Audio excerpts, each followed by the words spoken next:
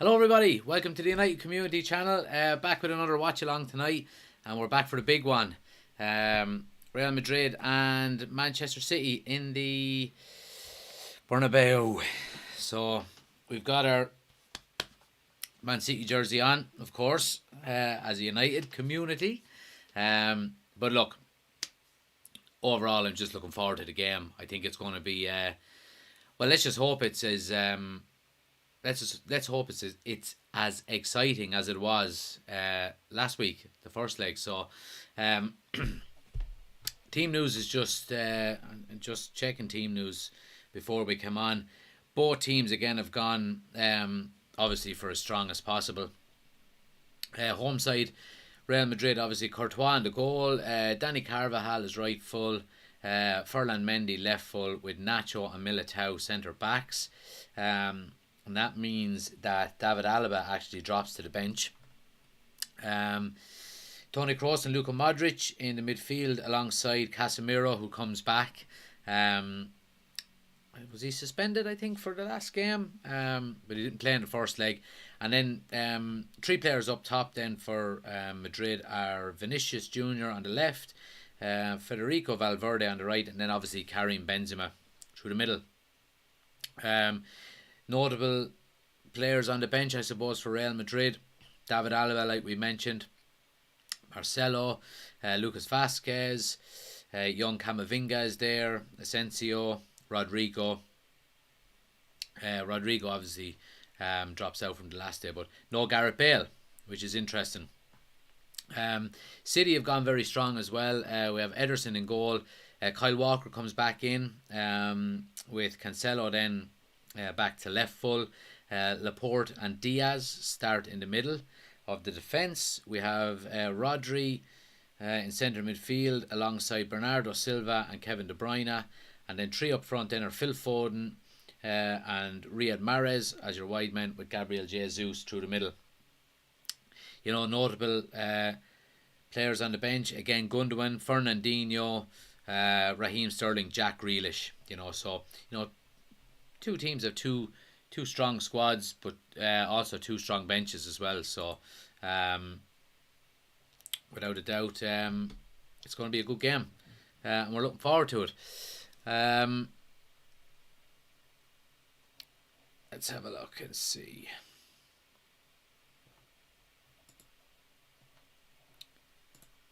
Now, while nobody is there, I am going to set up my headphones.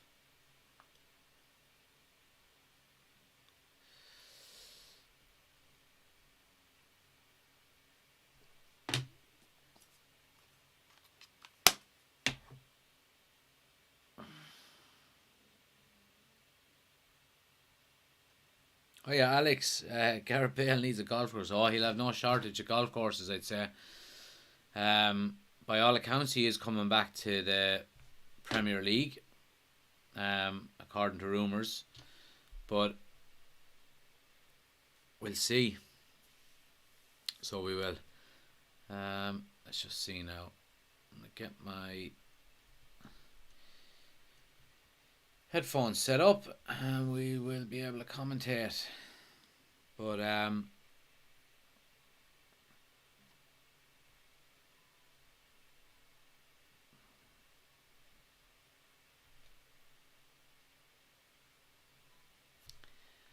yeah,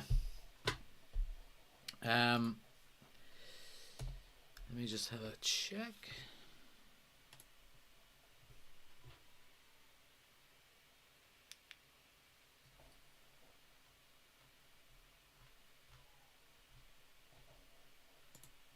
Now, headphones are acting up on me again.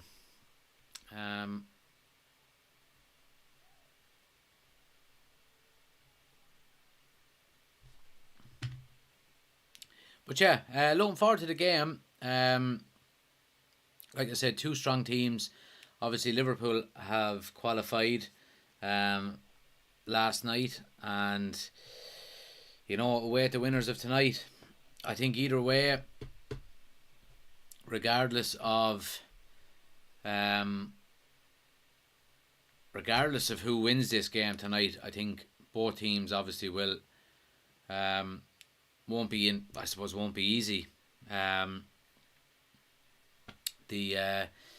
Obviously you would say that Real Madrid, for once, are not favourites. When it comes to the Champions League, but I suppose it just goes to show the great squad that Guardiola is after building, and I do think City are favourites. I do think they will win. It's kind of a catch-22 as a United fan, really. Obviously, as a United fan, you would be shouting for Real Madrid here. But on the flip side of that, you would be wondering what team is going to give Liverpool a better game in the final, and you would say Man City there. So, I suppose an ideal scenario for me personally, I would like Liverpool to win the Champions League, and I would like Man City to win the Premier League, or vice versa. No, actually, I not vice versa. I would like Liverpool to win the Champions League, obviously because they're obviously the top club in England when it comes to winning the European Cup. But Man City for the Premier League, the only reason being is that we want to stay ahead of Liverpool in terms of league titles. We have 20 at the moment and they have 19. So, and of course, number one is that we don't want Liverpool winning the quadruple. I don't think they will. I think it's too tough. If they do, without a doubt, they'll go down as the greatest team in English history. And they'll overtake the United team of 99 for that position. So it's going to be interesting to see the run-in, and I'm looking forward to it over the next couple of weeks.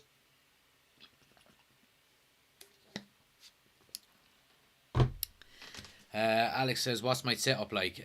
It's basic enough, Alex. I just have a webcam and a microphone and a TV and a laptop. So it's basic enough, but green screen in the background then for our backdrop. So, but yeah, I was just actually going through some Manchester United news as well. Let me just pull up. And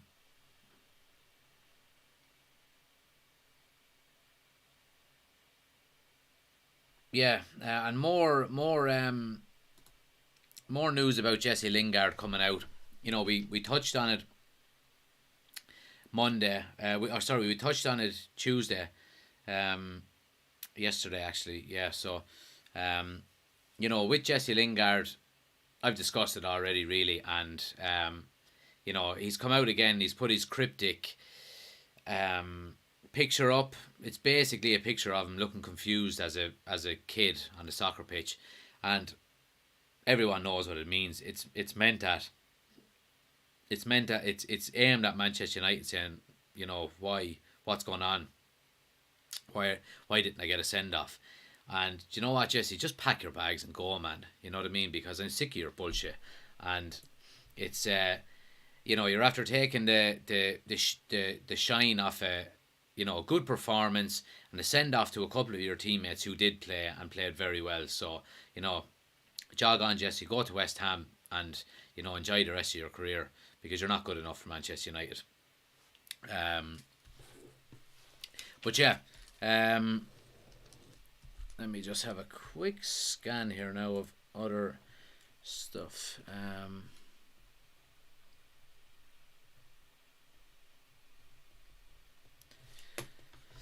But yeah,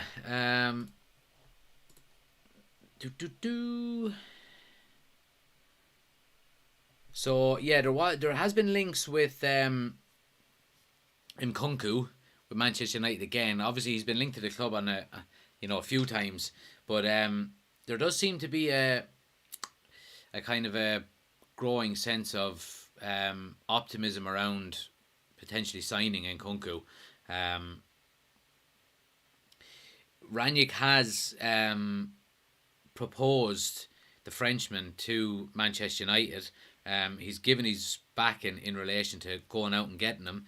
But PSG are also interested. So it's going to be difficult. Obviously, PSG can offer him Champions League football, but can they offer him maybe the starting game time that maybe Manchester United can? It's obviously an area of the pitch that we're looking to strengthen, and he would come in and basically be a regular starter, I think. So I'd be interested to know what you think. Should United be going for him, or whoever else? But yeah, that's certainly something that's been been discussed on Twitter today. As well, I suppose going in the opposite direction in terms of exits, Eric Bailly has basically said this came from Fabrizio Romano, that Eric Bailly is not happy with his game time, and he is waiting to see what will be his position with Ten Hag. And Fabrizio Romano comes out and says that basically there's a strong chance that Bailly will leave in the summer. I think as well he will go. I've said it now for a number of weeks. Just given the fact that he was promised an awful lot by Solskjaer, and it wasn't followed up on. Solskjaer never played him, and he hasn't got game time under Rangnick. I think he should have. I think him and Varane would have made a good partnership together. I think they're different defenders, but both have pace. Varane is more composed, reads the game better, but Bailly, is more of a physical centre back, more kind of like a butcher surgeon. One butcher, one surgeon. I'm disappointed, to be honest. I think he should have got more game time, but yeah, look, I do think he's going to go, and I don't hold it against him because he hasn't really been treated overly well. Yeah, so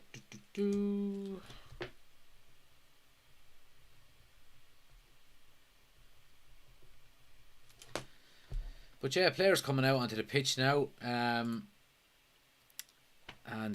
yeah, really looking forward to this game.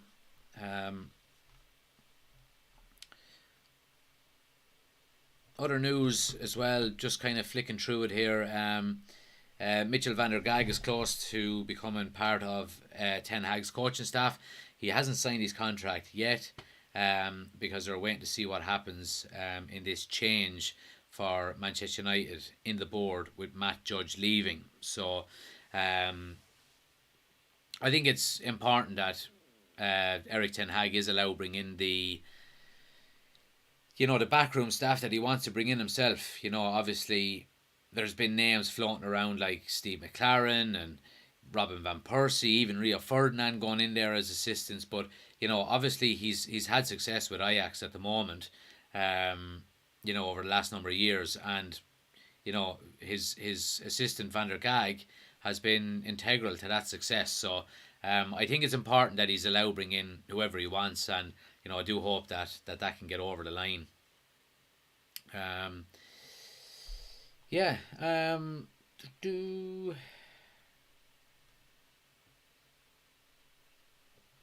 But yeah.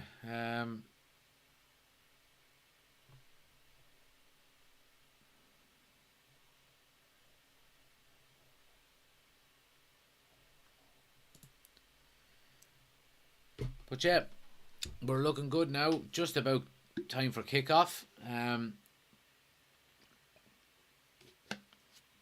And really looking forward to this one. Taking strepsils. I've had a sore throat the last few days, probably from doing all these watch-alongs and doing so much talking. Alex says, did I see your comment about Jesse Lingard? I didn't, Alex. Was it on YouTube that you left it? I didn't see it now.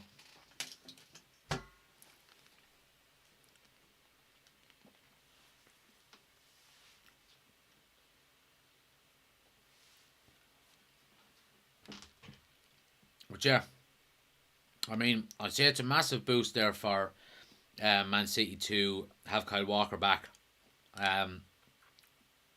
He he's after recovering from that ankle injury that he suffered against Atletico very quick, in fairness. But yeah, Bernabeu is bouncing here, and we're ready to go.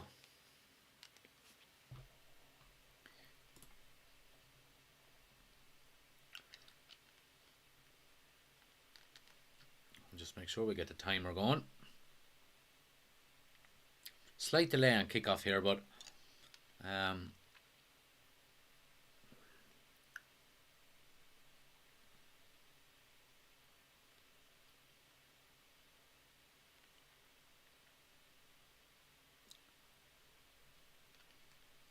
Man City players take the knee. Big boos. And we're off.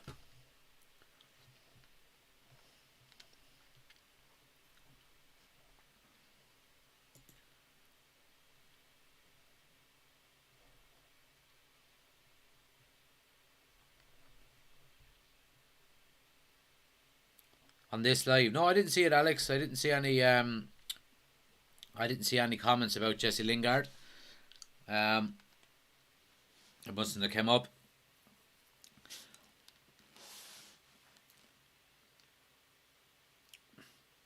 But yeah, Real Madrid start fast here now, and they're pinning Man City back early here. Vinicius Junior on the left hand side, getting it to the corner, and wins a free in the corner, and raises his hands to the Bernabeu to get him going straight away. And Real Madrid are up for this game.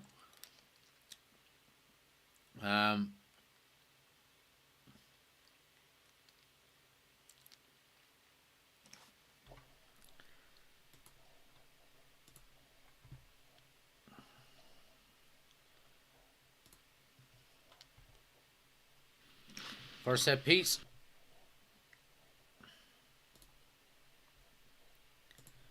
Tony Kroos steps over it. Cross into the box. Cleared near post, but it does come back out to Kroos here. And he recycles it back around to his defenders, who go all the way back to the goalkeeper. City are pressing. They press quite high and fast there.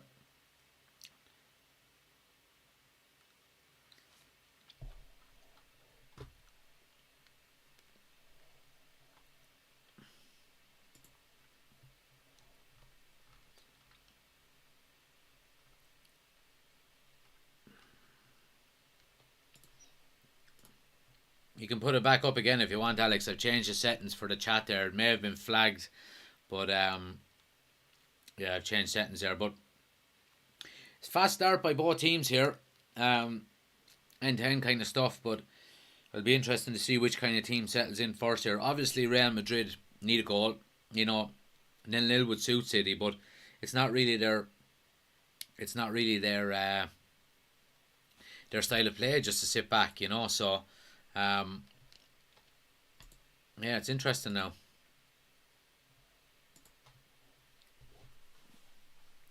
But yeah, Man City have a throw now down in Real Madrid's half, and Cancelo is just squaring up to Casemiro and wins a corner from it. So, first corner of the game.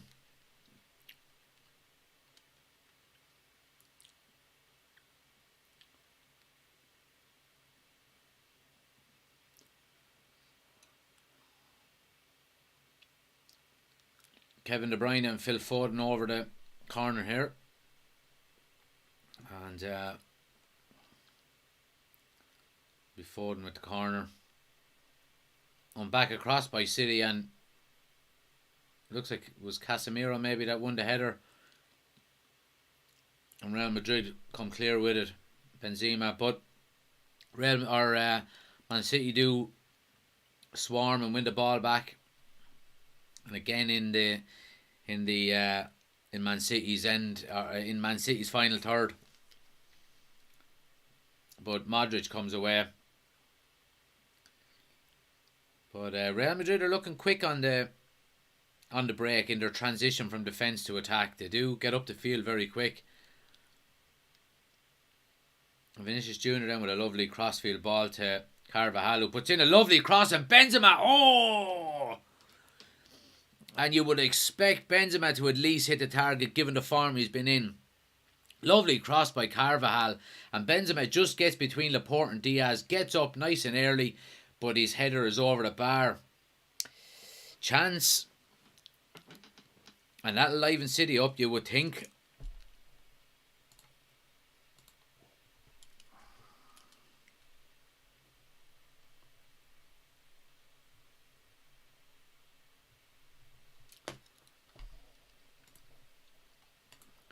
It looks like he jumped just slightly, just a bit early, and got over it. But Man City are on the attack here now. Bernardo Silva is in. Oh, and Real Madrid are calling for handball here, and the ref doesn't blow it initially. It ends up going. Bernardo Silva ends up overrunning it, and then the whistle goes. But yeah, it is a handball. I mean, if he had scored there, it would have never counted, because obviously with the handball rule. But good start to the game, lively.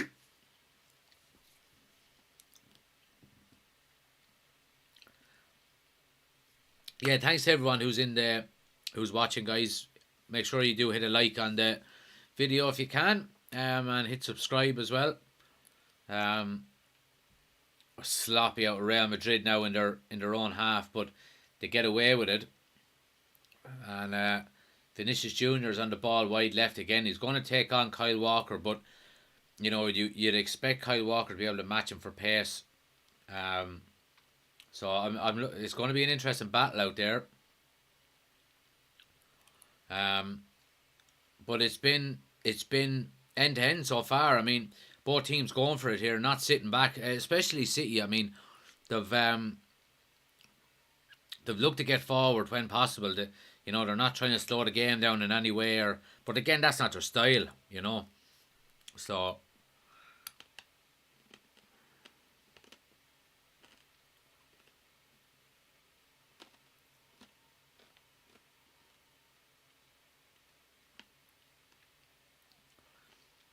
here's Cancelo now, coming into the Real Madrid box.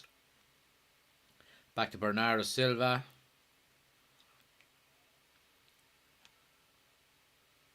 Oh, Cancelo tries a little cheeky kind of Ronaldo 1-2 with himself, and Carvajal just reads it lovely.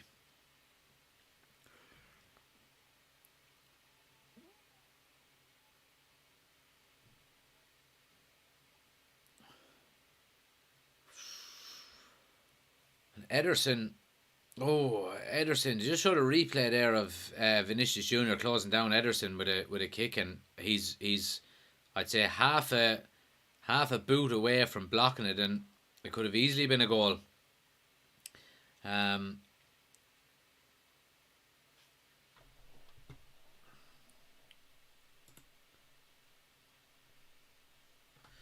there's a bit of argy-bargy going on here. And one of the City players goes down here holding his face. It's Laporte. And Modric is being chauffeured away. Let's see what happened here.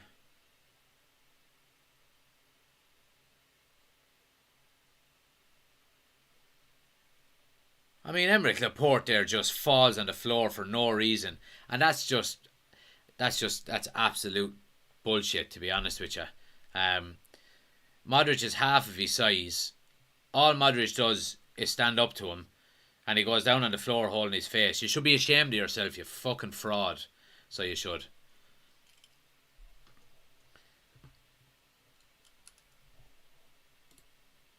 And both of them get a yellow card. But to be honest with you, Laporte slaps Modric in the face and then goes down and holds his own face.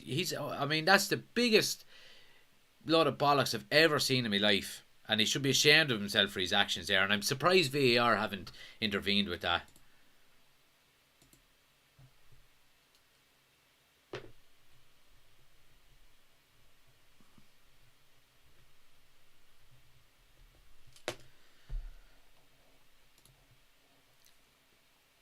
Most overrated player in the Premier League. I wouldn't go that far, Alex, with Jesse Lingard. He is overrated, but I don't.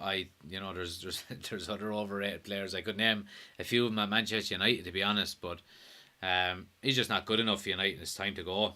You know. Here's Mahrez with the free kick straight at Courtois, and he gathers it very easily. Should have never really been a free to. I suppose you can't overturn a free just for Laporte's actions, but yeah, Real Madrid in possession now, in their own 18-yard box. Courtois then goes long with it. And Tony Kroos gathers the ball. But yeah, I'm getting your comments, Alex. Yeah, I am.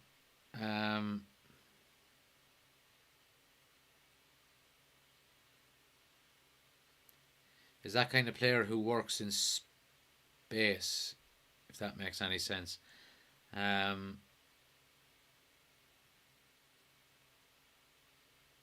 Yeah, I know what you mean with Lingard. He works, when he's got loads of time. I know what you mean. But yeah, no, it's just time to go for him, to be honest. Yeah, so we have.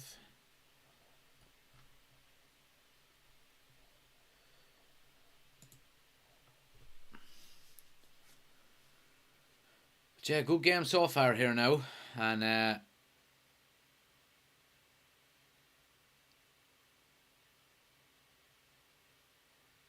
Man City are settling into a sustained bit of possession, but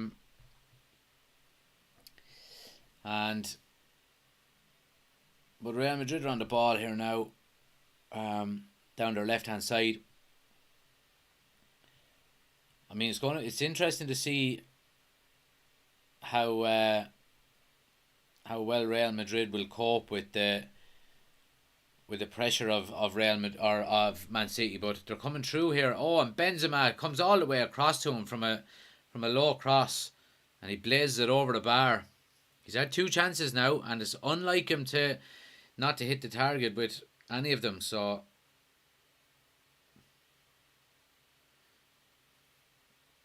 Valverde makes a great run and kind of doubles on the cross, and Benzema's on the edge of the box, but he just gets under it too much. But yeah, I mean, Real Madrid are not without chances, in fairness.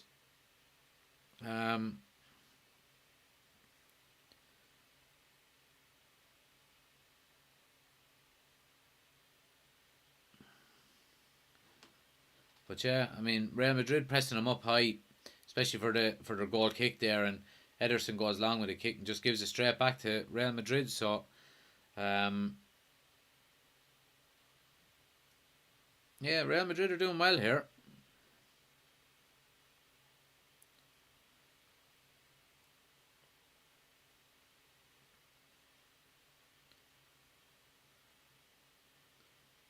But yeah, Real Madrid just keep the ball here.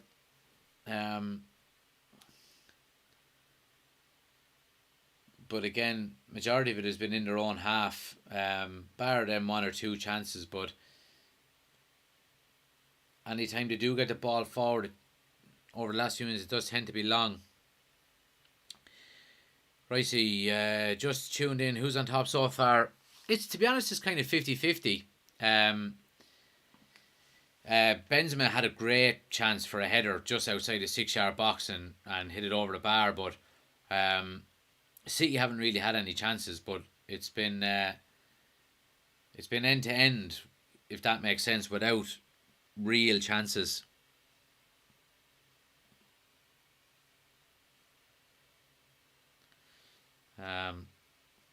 Yeah, but I mean, like we were saying, City don't really need a goal. They don't need to go on the attack and leave themselves open at the back too much, but De Bruyne is still dropping into them little pockets between the midfield and up front very well. You know, and Real Madrid do seem to be closing him down quite quick when he does do that. So, which they have to really, in order. If there's anyone can pick out a pass, it's him. But yeah, Man City on the ball here down the left. They're just keeping possession here now, recycling it back around through their defenders. And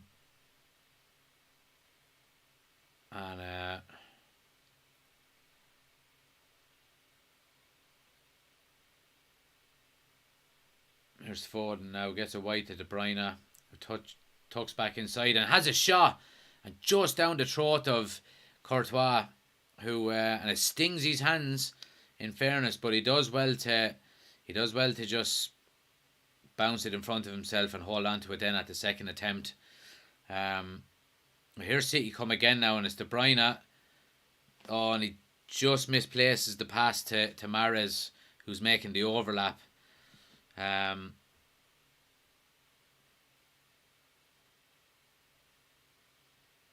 Oh, and a lovely little touch here now. Vinicius Jr. is in behind Kyle Walker, who does well to get back all side, but he stands him up one-on-one, squares the ball to Benzema, and I think it's Laporte who reads as well and just comes out and intercepts, and City clear their line.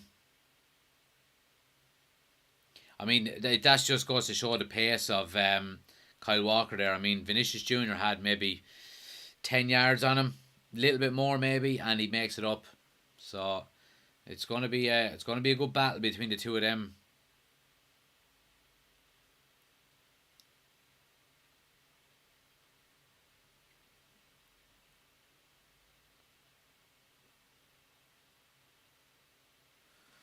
Henderson, yeah, he does well.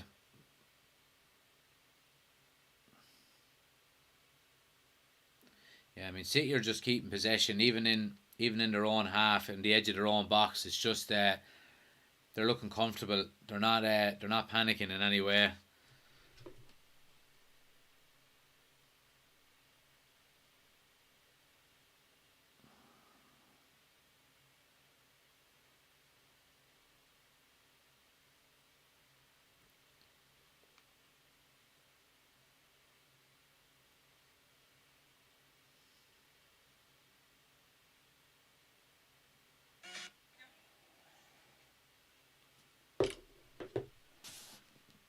Yeah, but City just keeping possession here, and they're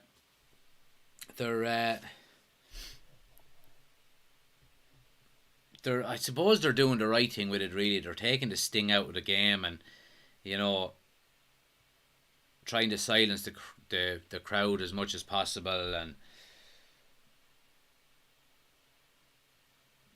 and you can see, you know, when Real Madrid do get on the ball, they're looking to increase the intensity straight away and go fast. I mean, even here now, like Vinicius Jr. Oh, excuse me. You know, they're looking to transition from defence to attack as quick as possible. But City are smart. They're after making a couple of tactical fouls there and just killing that bit of momentum that Madrid are looking to set up, and you know, they're picking their moments well, in fairness.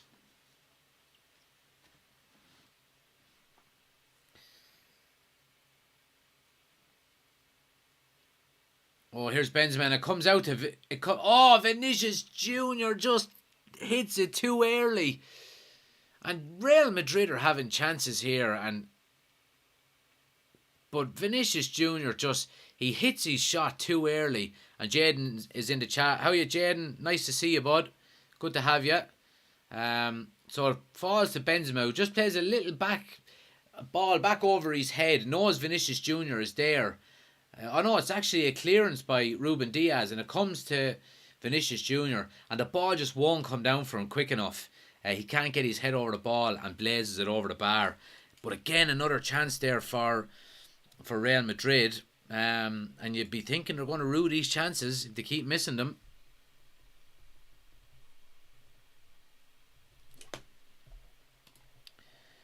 But yeah, good to have you in the chat, Jaden. I'm going for Real Madrid. I have the jersey on, buddy. Manchester United fan. So, but look, I don't look. It's it's a it's going to be either an all English final, or we're going to have Real Madrid and Liverpool, a repeat of the final a few years back. So, we got to wait and see. I mean, Real Madrid have to score. Who are you going for yourself?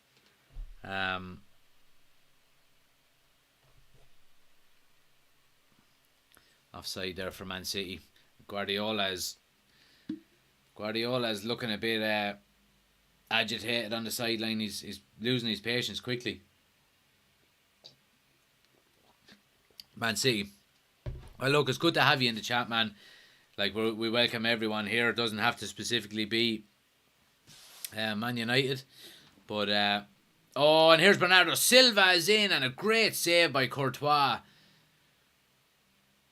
Brilliant reactions at his near post. You would expect him to save it, but yeah, Bernardo Silva just gets across Casemiro, hits it on the half volley with his right foot, and Courtois just makes a standard save at his near post. But we have a corner here again now to Man City. So, Man City, are you friends, Alex and Jaden? Do you know each other? Here's a corner now to Man City. De Bruyne is going to swing it in. And a great header clear there by Carvajal. Cancelo with a ball to the back post again. That's a goal kick. Yeah, neither of them touched it. Good save there. But yeah, good to have you in the chat, boys. If you haven't already, just hit a like on the video, and hit subscribe as well if you want to tune in for the rest of them.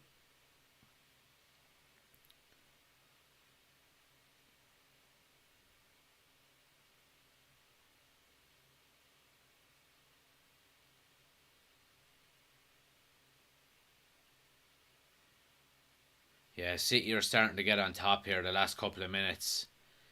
And here's Kyle Walker now breaking down the right, looking to get a cross in. Yeah, too deep.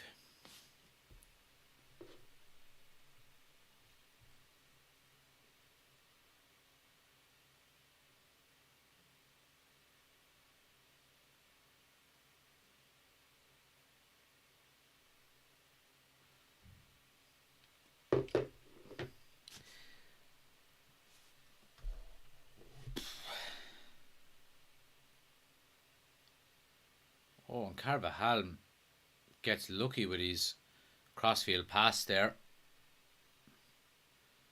Next door neighbours. We'll have all of Wexford watching soon.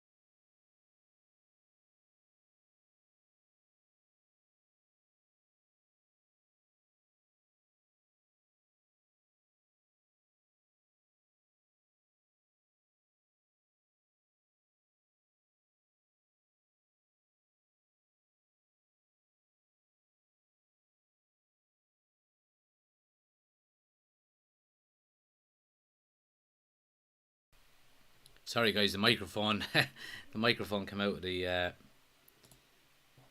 back there. Alex Roach, why can't I send a super chat? To be honest, I'm not sure, Alex. Something I might have to look into. I don't know. Do you need 1,000 subscribers before you can do it? I'm not 100% sure.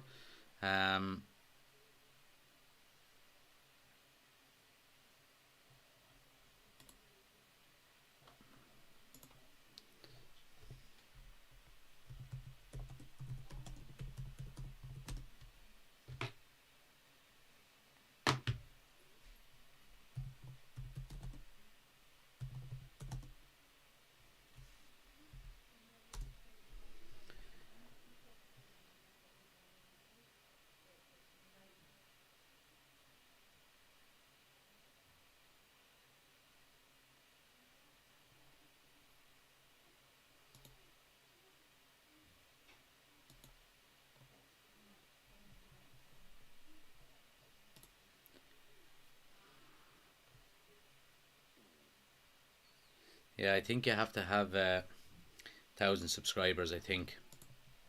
Um,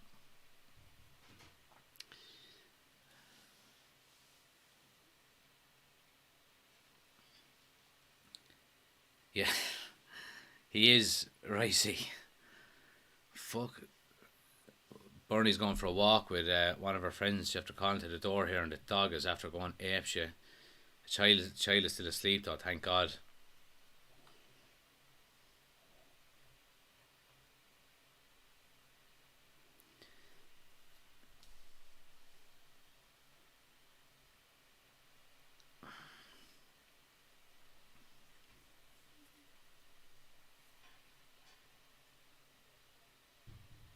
Real Madrid are pressing, yeah, very well there to Man City, back in their own half and forcing the throw. And they take it quick here as well, looking to get on with the game. Vinicius Junior is doing well down the right hand side, and he wins a free kick in a great position. Um, he's doing very well, in fairness, up against Kyle Walker. Um,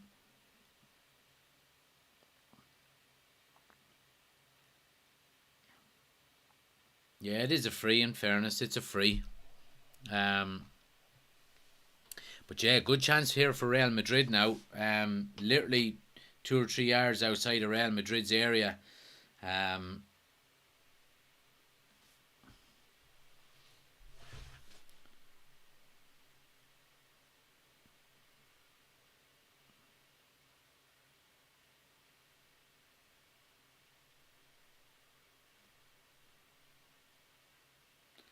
so it looks like it's going to be Tony Kroos.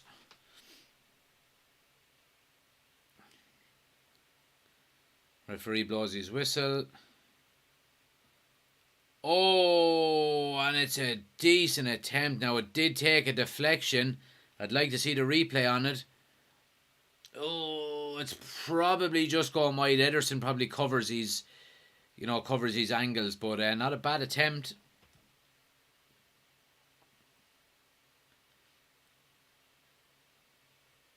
But yeah, I mean, Real Madrid are after having chance after chance here. I'll check the stats here now in a minute. Corner here now.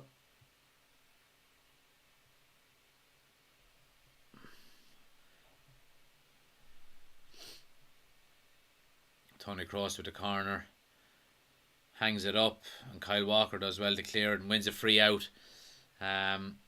Is it a head injury? But yeah, stats. I mean, not much in possession. 44 to 56 in relation to possession, favourable to Man City. City have had 3 shots on target. I mean, Real Madrid have had 5 shots, and all 5 of them have been off target. So, yeah, so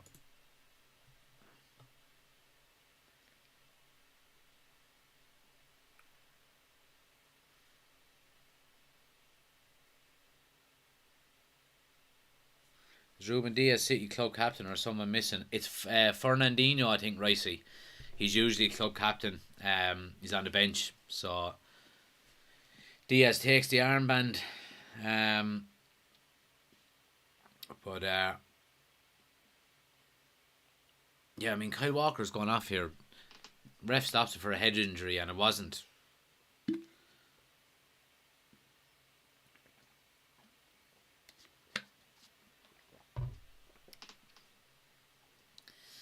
But yeah, I mean, game is in the balance here. There's been plenty of chances. I mean, majority of chances here have been for Real Madrid, and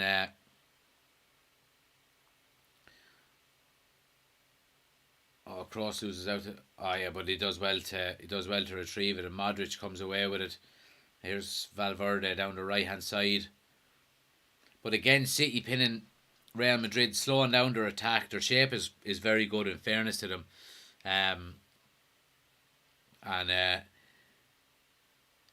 Real Madrid just revert to going backwards all the way back to their keeper. So,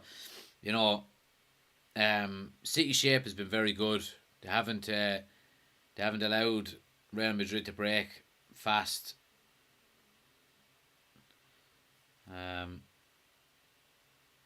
and they're looking composed when they do get on the ball, in fairness. But yeah, I mean, it is going end to end. I mean, Real Madrid, also there in spells are winning the ball back fast and high intensity, high pressing. So they're nearly cancelling each other out at this stage.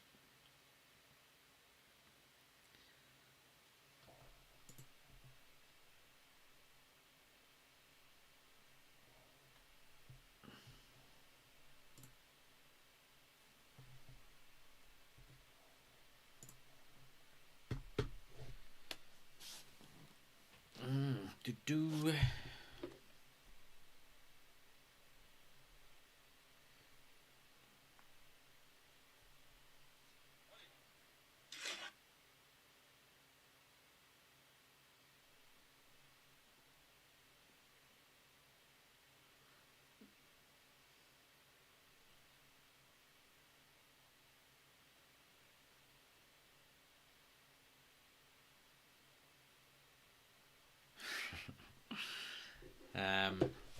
Yeah, Real Madrid breaking down the right here. Carvajal gets it to Modric, who gets across into the box, and Diaz does well just to get in front of Benzema there and clear his lines. Benzema, would have had a strike on goal only for it looks like, but Real Madrid now are camped in City's half. Ball on the left hand side now with Vinicius Jr. But Real Madrid they're not panicking. They're not trying to rush anything. They're being patient. I mean, just over half an hour gone, and Vinicius Jr. now, he's giving Kyle Walker a torrid time, but Walker does well to win the ball. But it's shaping up to be a good battle out there between the two of them. And he does went to it. Two players are down now. It looked like Casemiro won the ball, but he did go through the back of Foden to win it, and both of them are down on the ground now.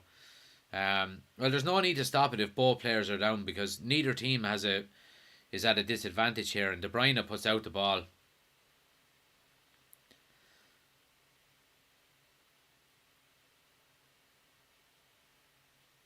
No, he does. He pulls the shirt. He does. He gets the shirt right at the back on his collar. And jeez, he nearly rips the shirt off him. But that's one way to stop him. But then again, Casemiro stays down. Is he injured? Who knows? Well, he has the medics on here now, and he has his hands on his face. So he does look like he's in pain, but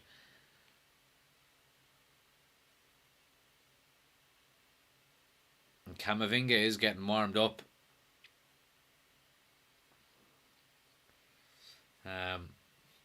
But yeah, thanks for anyone who's watching, guys. Make sure you hit a like on the video and subscribe.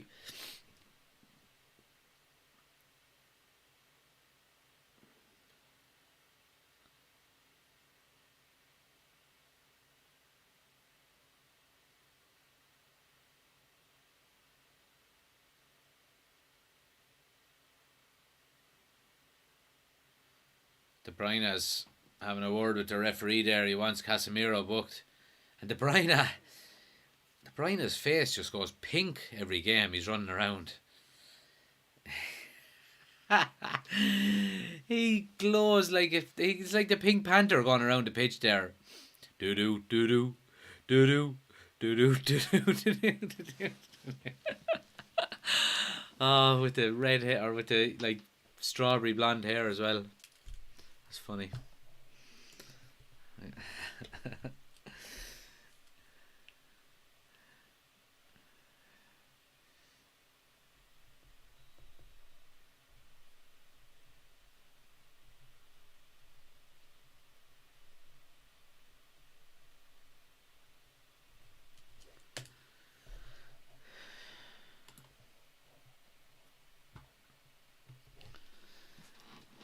But yeah, I mean, it's and Benzema gets one in the crown jewels. And if the game is not stopped for that, come on, fellas, let's go now. We're all friends on the pitch when that happens. He gets it right in the dicky bird. Oh. Oh. Oh, right down the middle. And he falls like a fucking... What does he fall like? He falls like a accordion.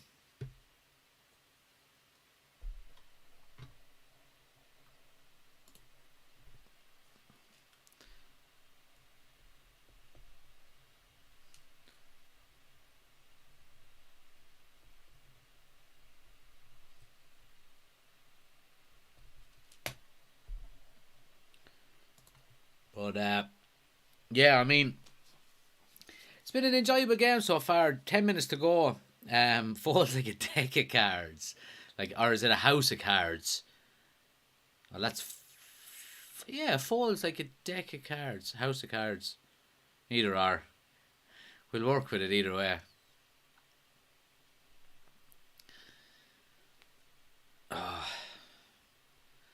But, yeah. Enjoyable game so far. Just under 10 minutes of normal time to go. And it's been end-to-end stuff. You know, Real Madrid have had more chances, but City have had more possession. An accordion. I think that's what I said, didn't I? An accordion. One of them yokes. So, yeah, that's what I thought of anyway. That'll definitely, Ricey, that'll definitely be getting snipped and going on TikTok. Oh, ball comes to the edge of the box here. Real Madrid cleared. Yeah, but that'll definitely be getting snipped and going on TikTok. Be on 1,000 subscribers, 1,000 followers in no time.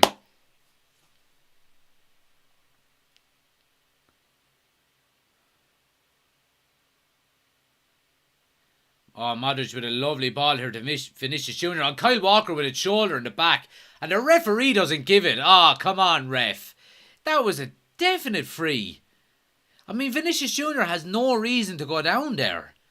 It looks like he's in one-on-one. He has the pace to hold off Kyle Walker. Kyle Walker just goes through the back of him. He goes down and the ref gives nothing. Let's have a look at it again here now. So, yeah. Oh, Walker just gives an elbow into his back. I mean, it is a free. Walker makes no attempt to play the ball. Now, Vinicius Jr. is probably not going to get the ball either, but here's Casemiro making a good run. And Real Madrid are well up for this now. They're in the ascendancy here. And as I say, that goes out for a goal kick.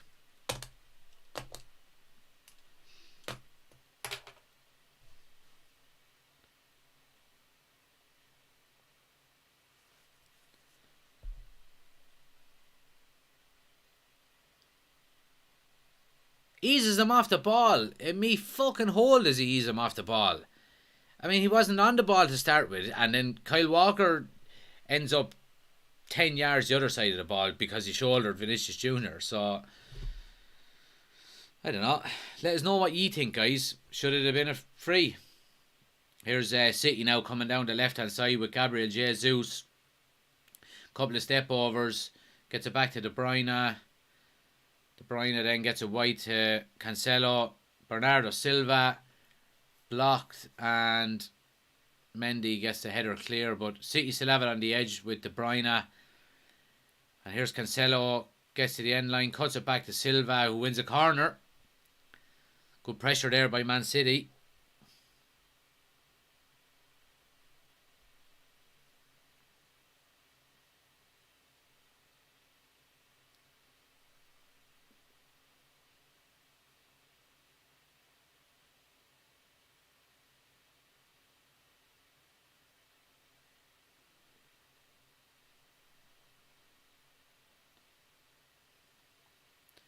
Corner now for Man City. Foden with this ball in. It's cleared by Madrid. But City do well to recover the third ball.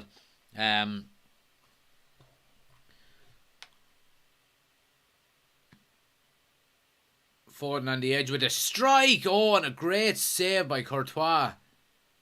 It does. It just bounces just in front of Courtois, and he does well to parry the ball. And City having a couple of chances here now with just over 5 minutes to go. But here's Real Madrid. Vinicius Jr. with the pace here again. Oh, and Kyle Walker does brilliantly to put it out for a corner. I mean, it could so easily have been a penalty. And he times his tackle perfectly and literally takes Vinicius Jr. completely out, but wins the ball perfectly first. Brilliant tackle.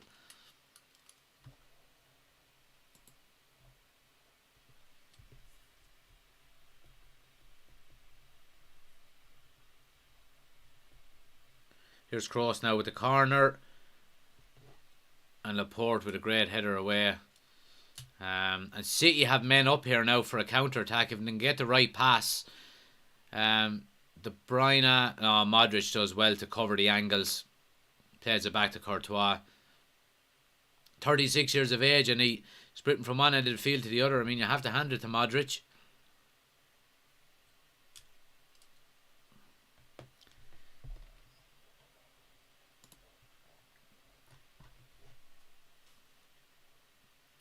Yeah, it's been a great first half. I mean, just under 5 minutes to go now. You don't really want half time coming. Both teams have not sat back at all, and have created a number of good chances each.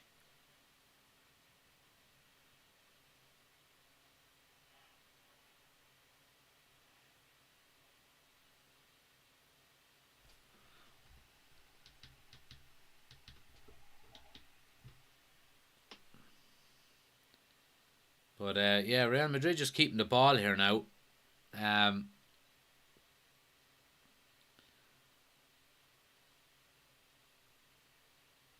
mean, I think both teams will be happy with their first half performance.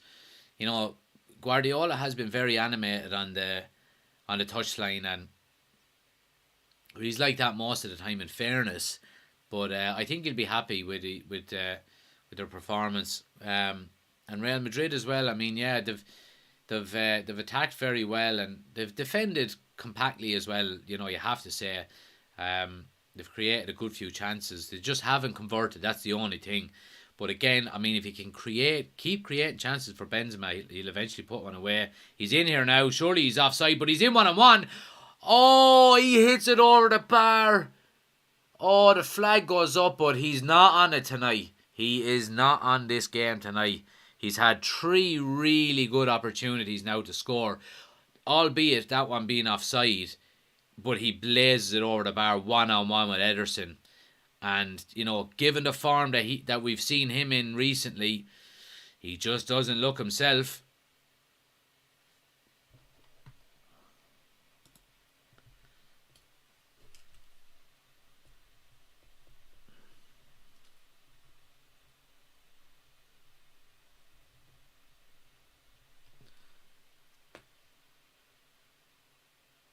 But, yeah. I mean, Real Madrid could easily be 3-0 up here. I mean, they really could. Benzema's had a right few chances. And, like City haven't been by any means... they haven't been by any means the standout team in this first half. If anything, it's been Real Madrid with the chances they've created, but City have given up them chances. In fairness, Carlo Ancelotti,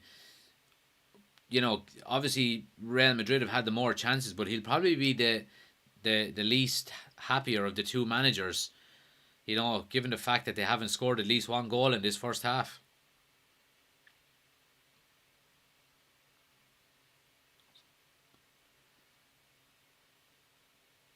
But, yeah, it's been a good first half, though. It's been enjoyable. The only thing it's missing is a goal, really, And if Real Madrid can get one goal, you would suspect that City's mentality is going to have to change, because, okay, they've tried to get forward and create their own chances, but not with an awful lot of not with an awful lot of enthusiasm. Vinicius Junior then and Mendy is on the overlap here, and they're down alongside Man City's box again. Cuts inside again to Vinicius Junior, who loses possession, but Casemiro does well to get the ball back. But referee doesn't give a free, and City are on the break. Poor pass. De Bruyne snapping. Do-do, do-do, do-do, do-do, do-do.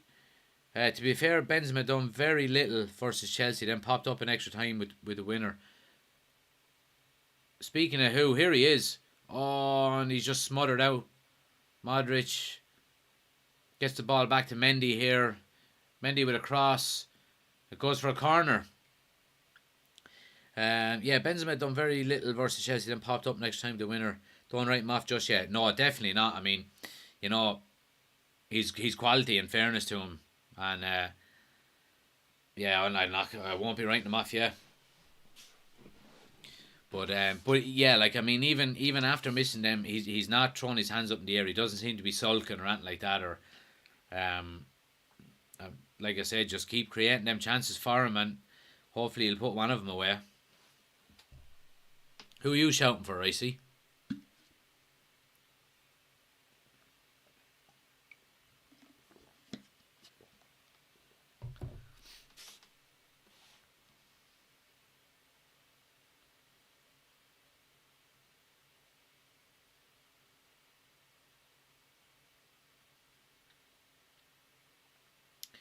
But 2 minute into additional time here, just under 60 seconds to go. Here's De Bruyne, and hits a mile wide. My favourite sweets, fruit pastilles.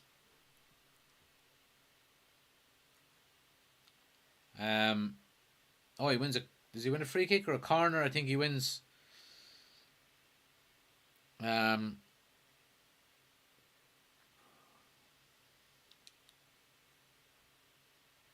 Here's Foden. He's gone deep with all of them crosses, and he seems he's trying to be getting the flick back from his deep crosses all the time. But here's a cross in from De Bruyne, and City win another corner again, and they'll just have time to take it, I'd say. Ricey says, love to see Liverpool beat Real in the final. Salah scored a winner.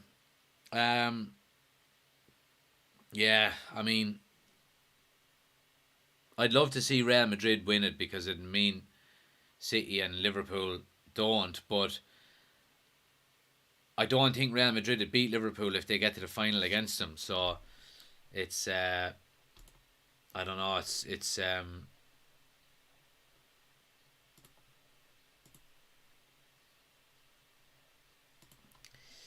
do I like the Aldi ones? No, I don't, Alex. And then Brian is in. Hi, what time is it? It's 20:49, Brian. Good to have you in the chat again. Make sure you hit a like on the video there before you go any further. But yeah, it's been a good half. End to end stuff. Real Madrid with the lion's share of chances. Let's have a look at the stats here. I mean, Real Madrid have had no shots on target, given and Benzema has had 4 or 5 attempts. City have had 4 shots on target, shots off target 3-1. Real Madrid, block shots 3-1. Possession actually is in Real Madrid's favour, 52% to 48. City have had more corner kicks, 5-2. Fouls are 4 apiece, throw-ins, yellow cards, crosses, counter-attacks, and Courtois had 4 saves where Ederson has had none. So yeah, kind of 50-50 there. Albi is in. Good to see you, Albi. I've Casemiro for a card in my bet builder. That plonker of a ref is having a laugh, man. Good game. City comfortable enough at the back. They are comfortable enough. Well, I suppose, look, they're not... Real Madrid are after having a couple of chances.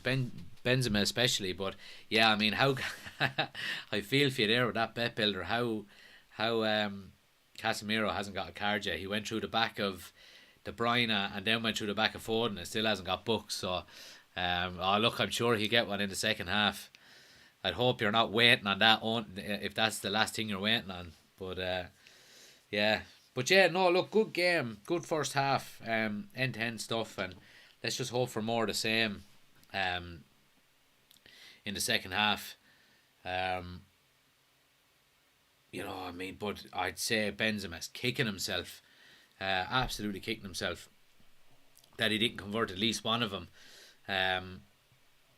But thinking of it, really, I mean, Man City haven't really. I can't really remember a chance that Man City, like a stonewall chance that Man City have had.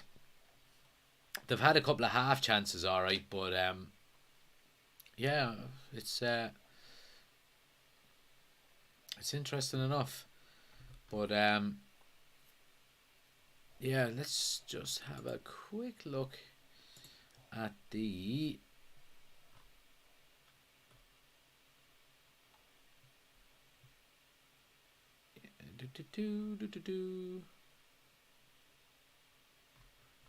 no.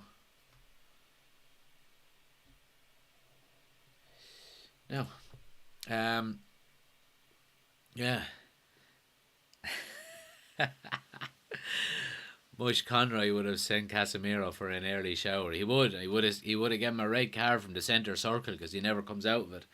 Man, what a bad referee. He sent me off in the fair green one day. From the, he was on the far side of the centre circle, and he gave me a red card on the end line at the cinema. That's how far away he was. Yeah. But yeah, yeah. I mean, look, we were just saying there, Albie. I don't know what you think yourself. Who you would prefer to win tonight? You know, would you like Real Madrid to win and go up against Liverpool in the final, or would you prefer, you know, a sterner test for Liverpool and Man City winning tonight and going up against Liverpool in the final? It's kind of, as a United fan myself, I would love, I suppose the ideal scenario would be Real Madrid to win outright the Champions League and Man City to win the Premier League.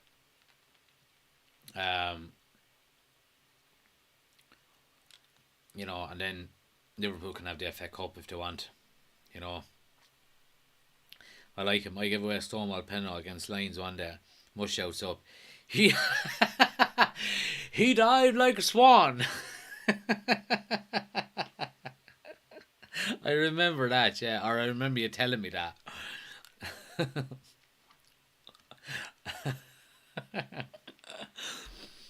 Ah, that's funny, boy.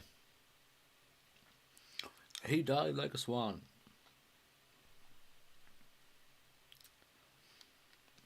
They're just showing some of the replays here. I mean,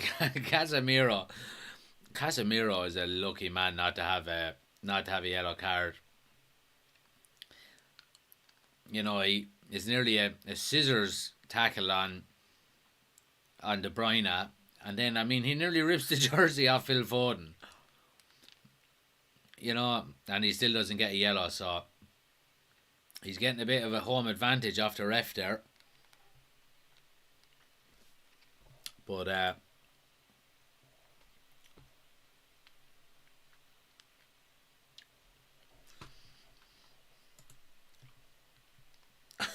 oh, I like that. He dived like a swan. But yeah.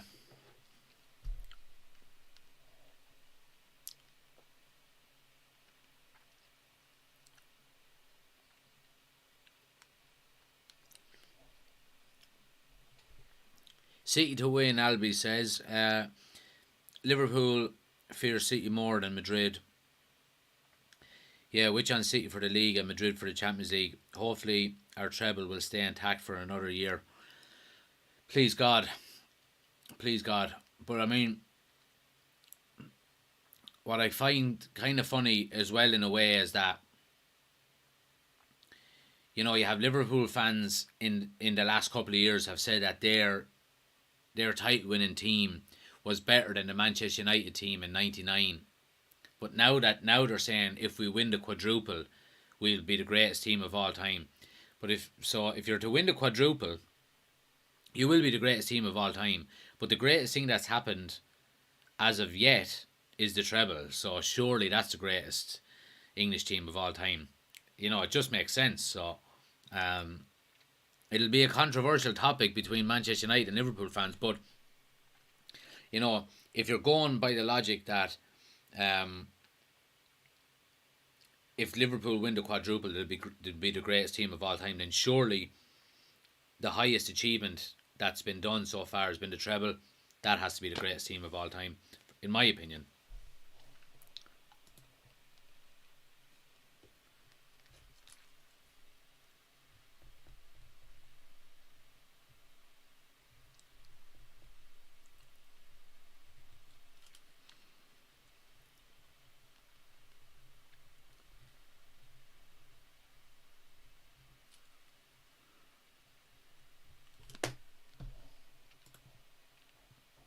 %, yeah. You know, that'd be my take on it. But look, I do agree with the fact that the Man City and Liverpool teams of the last few years are, without a shadow of doubt, they're up there with the greatest teams in Premier League history, given the points total that they've had. But I do think that if, you know, obviously the points tally that the likes of the Manchester United team in '99 have had and stuff like that, you know, we're generally around the 70s, you know, and obviously this Liverpool and Man City team have increased that. You know, I know Mourinho kind of brought it into the 80s with his Chelsea teams, and now this Liverpool and Man City teams have taken it into the 90s in terms of total points tally. But I do believe if, say, the likes of Manchester United's '99 team was around now, and even Mourinho's team of the early 2000s was around now, I just think, given the natural progression of teams, that, you know, them teams would also be in the 90s. You know, they wouldn't be fighting for top 4 or top 6 just because the points tally have gone up to mid to high 90s. These teams would adapt and progress along with that as well. I just think it's something that over time has gradually increased and increased and increased. It's going to have to cap itself because there's only a certain amount of points you can obviously win. You know what I mean? 3 points for 38 games. Someone else can do the maths on it. But, you know, there's only a certain ceiling that you can get to. So I think we're seeing it now with these two teams. And I think it's going to be the benchmark. Will it drop? It more than likely will. In certain specific seasons, like we've seen last year, wasn't an overly high tally, I don't think.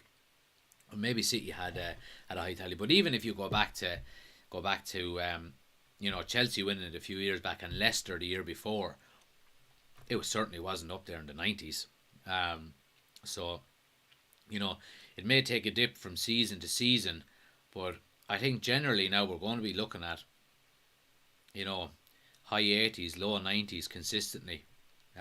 You know, sports science is getting better. Tactics are getting better. You know, nutrition is getting better all the time. You know, sports science, all this kind of stuff. So, yeah, I think them high kind of points tallies are here to stay.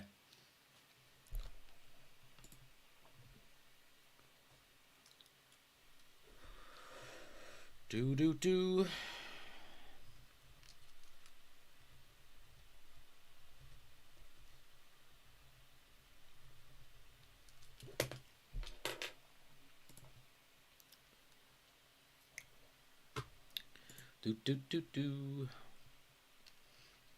But yeah, thanks to everyone for watching, guys. If you're tuning in, if you haven't already, just hit a like on the video. And subscribe if you want to see more. Just waiting on the second half now. Shouldn't be too much longer.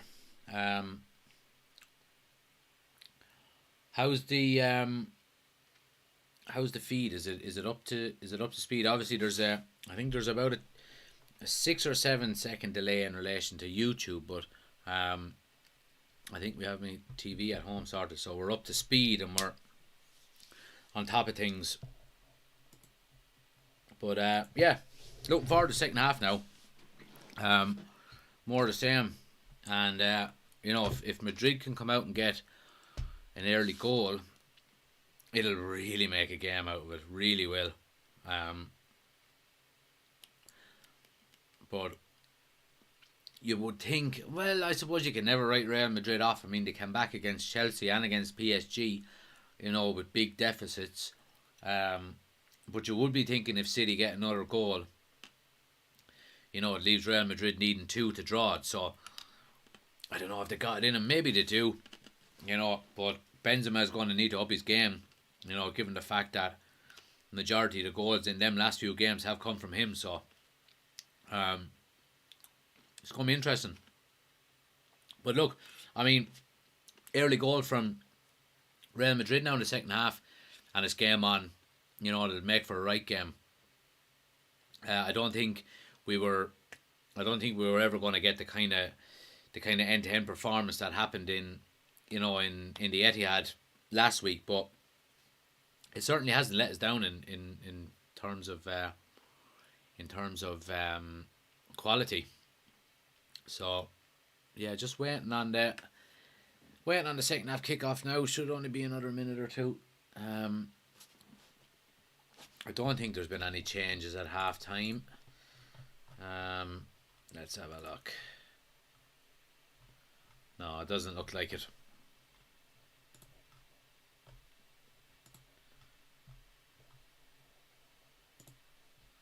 But yeah,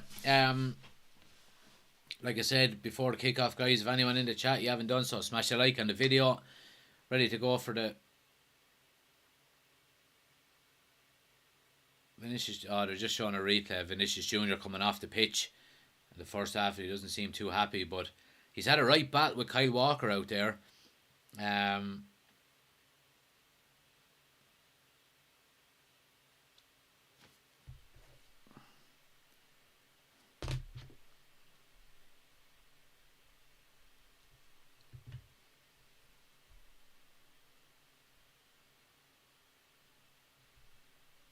Manchester City were still having their half-time brew.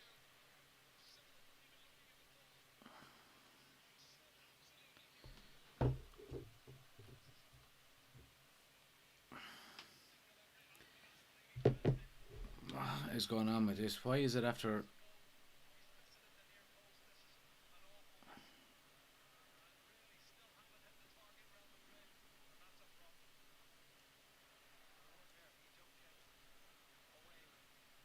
Madrid nearly scored from the kickoff.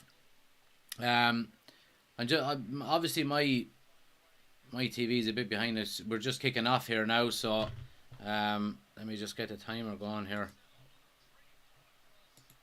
Oh, jeez, they do nearly score from the kickoff.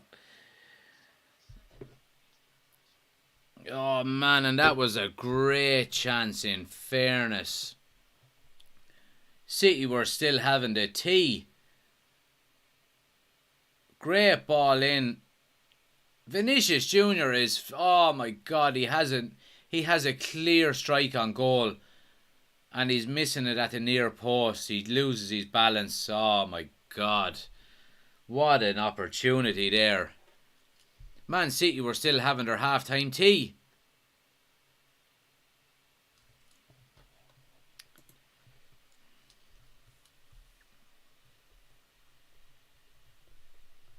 Here's Benzema now, and Real Madrid are after coming flying out of the blocks here. Vinicius Jr. now is on the ball. Lovely cross in on his deal with Diaz at the front post. Real Madrid are after starting this second half like lightning.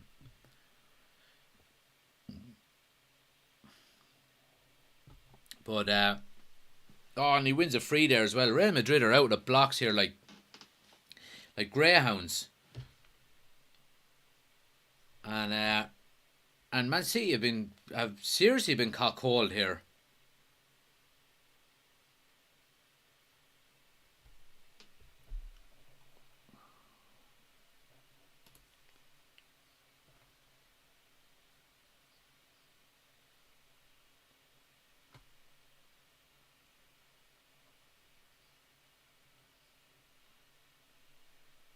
Here's the cross in now. Ederson comes out and deals with it. But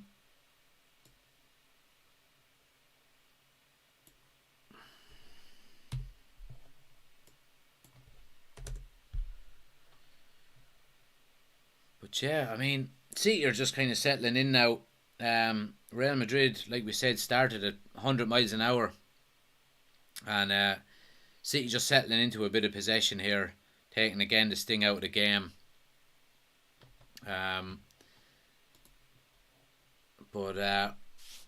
Yeah, I mean, great start by Real Madrid, and if they can keep this momentum up and tempo up, they're in with a right show here, and they're pressing again very high, and they win the ball back again. Here's Benzema now. Takes on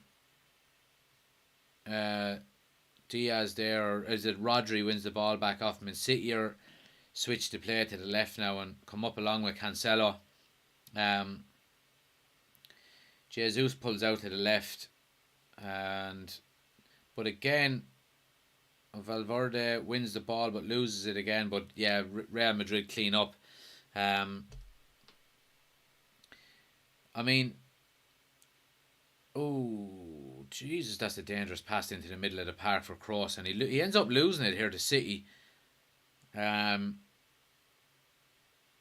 Yeah, City are pinning Real Madrid back in now. Their movement across the line has been very good. And, you know, ever since Real Madrid have had them 2 attempts, really, they haven't had possession at all, really. It's been all City. But here's Cancelo down the left. Cross into the box deep. And Mendy does well to head the ball clear. Mahrez gets on it. Mahrez really hasn't been in the game at all. It's the first time I've really even noticed him. But he's going to have to give Kyle Walker a hand.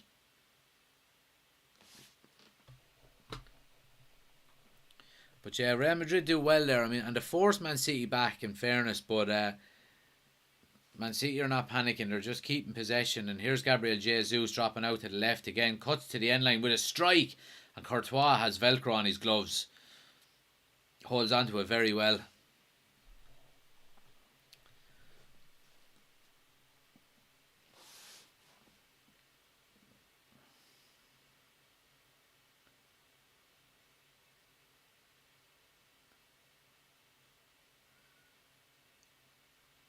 Madrid have been sloppy in possession now. Even Courtois there now is after giving the ball away a couple of times. But Real Madrid do win a free here on the halfway line. Luka Modric does well.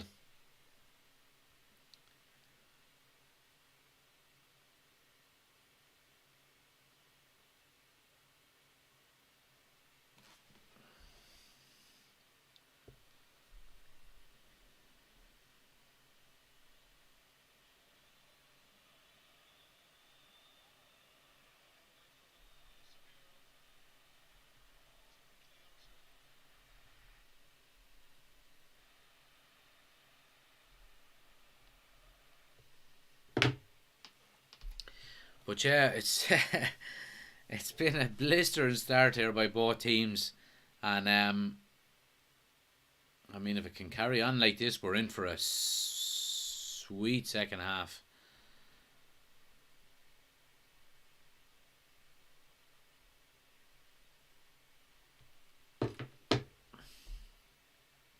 But yeah, City are looking more comfortable on the ball, in fairness to them. De Bruyne gets the ball wide here now to Mahrez, who does his usual cut in on his left. De Bruyne back to Mahrez, takes a heavy first touch, and out comes Casemiro and wins the ball. Does very well, in fairness to him. And here's Vinicius Jr. again now on the left-hand side. Builds up ahead of steam. He's one-on-one here with Diaz. Oh, does well to cut in on his left, but comes back on his right. Gets it to the edge of Modric. Oh, Modric, why didn't you hit it the first time? He had it. Oh, and Ederson is all over the gaff. And Jesus, pinballing everywhere.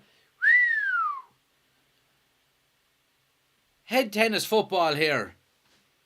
All over the place. But Vinicius Jr. is going to come again at Kyle Walker. Left and right. Gets a lovely lovely ball across the 6-yard box and no one attacking it.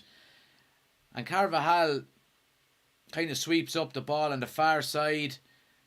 And Man City get possession. Jesus Christ, that was a great chance for Modric. He took a first touch. He should have hit it first time.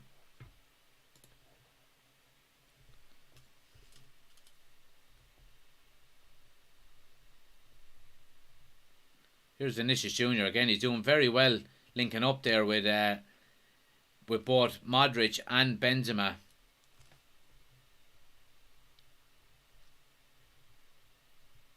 Here's Benzema now dropping out left.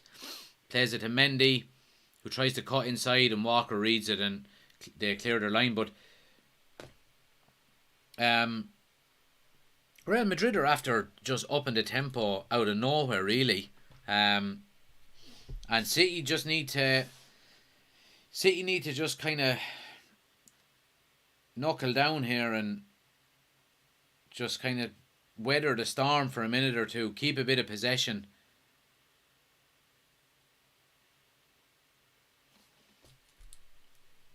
Yeah, I mean, here's the chance again for Modric. Why didn't he hit it first time? Takes a touch with his right foot and the ball just goes straight up in the air. But Ederson comes out then, comes a long way to try and claim it and absolutely minces his own defender Diaz out of the way. But bobbles out of his hand and it pinballs around then. But they eventually clear their lines. But Man City are coming down the left-hand side here now again. And just a heavy ball there for De Bruyne. And Real Madrid are going to clear their lines here with a long clearance. It's end-to-end stuff here. What a game we have. What a game. Thanks to everyone who's tuning in, guys. If you haven't already, just smash a like on the video. We have a right game on our hands here. And, you know, if Real Madrid can keep up this tempo and potentially get a goal, it's really going to open the game up. Because, you know, we'll have extra time and penalties if no one else scores. So, but yeah, again, City now just trying to maybe take the sting out of the game just a little bit. Keep possession for a minute or two. Little 1-2s in around the centre of the park. But again, I mean, we've seen Real Madrid first half and second half. You know, they're happy to let them do that and then just pouncing up the tempo. But here's Casemiro coming now. Has a couple of options. And Vinicius Jr. Oh, his first touch. He couldn't get it out of his feet. And he gets swarmed by Man City players. And Jesus, Real Madrid are having some chances here. Casemiro does very well. It's a loose pass out of City. And he breaks onto it in the middle of the field. Just slots the ball through to Vinicius Jr. And it just gets stuck under his feet. Well, Jack, good to have you in the chat, buddy.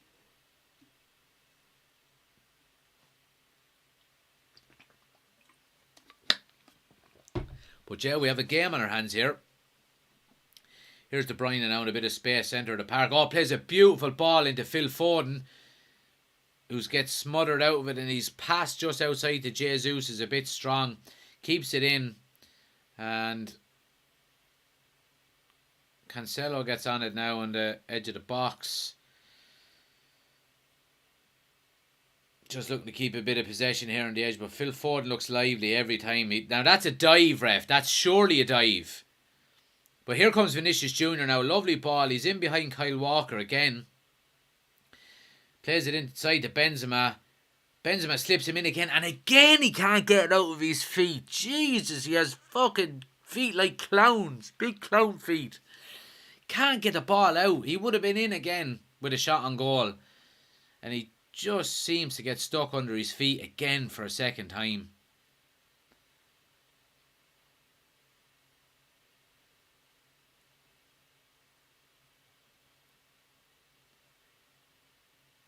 But yeah, I mean, Real Madrid have had all the chances here, really.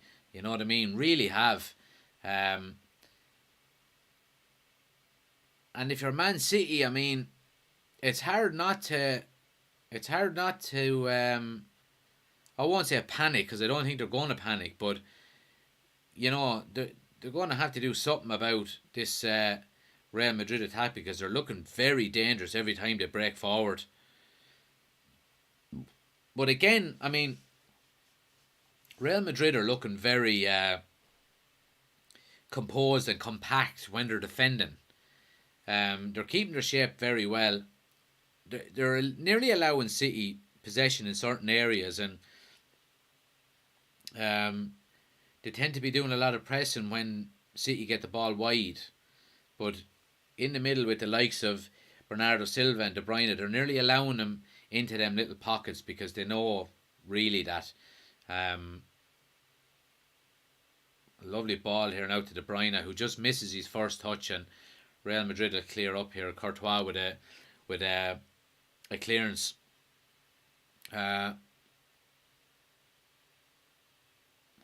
We said it at the start. I mean, Kyle Walker and Vinicius Jr. are having a right battle. They really are now, and it shows no sign of slowing up. But Jesus, yeah, I mean, Vinicius Jr.'s feet, he just can't sort them out in time. Look, and it was a poor first touch, in fairness. He used the outside of his left rather than the inside of his right. Rule number 1 for schoolboys: use the inside of your foot rather than the outside of your other foot for your first touch. And yeah, he pays the price, loses the ball. But 2 good chances for him there.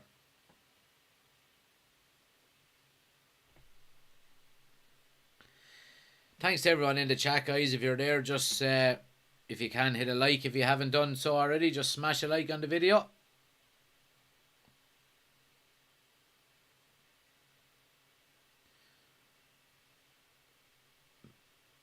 Oh, they kept their cool there. Mendy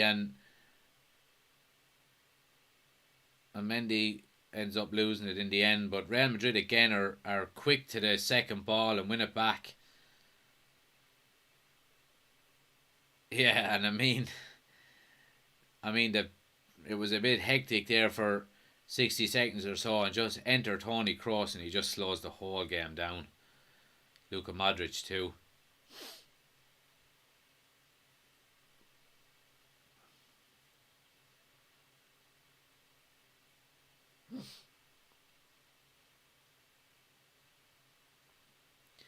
But yeah, just 15 minutes gone, and I mean, it's a game we have. Jack says this is what second legs are all about. Yeah, I agree with you, Jack. Here's a question for you, anyone that's in the chat there or watching along. Are you happy with the away goal rule gone, or would you prefer it to still be here? Oh, Vinicius Jr. does very well. Just sends Kyle Walker for a bag of chips. And he gets to the end line. Gets a lovely cross in. Oh, and it's just headed away. Vinicius Jr. has given Kyle Walker a torrid time there.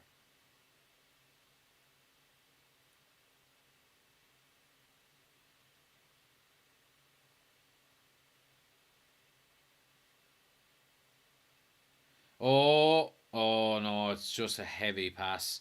Phil Foden was in there. If Gabriel Jesus could have got the weight and the pass right.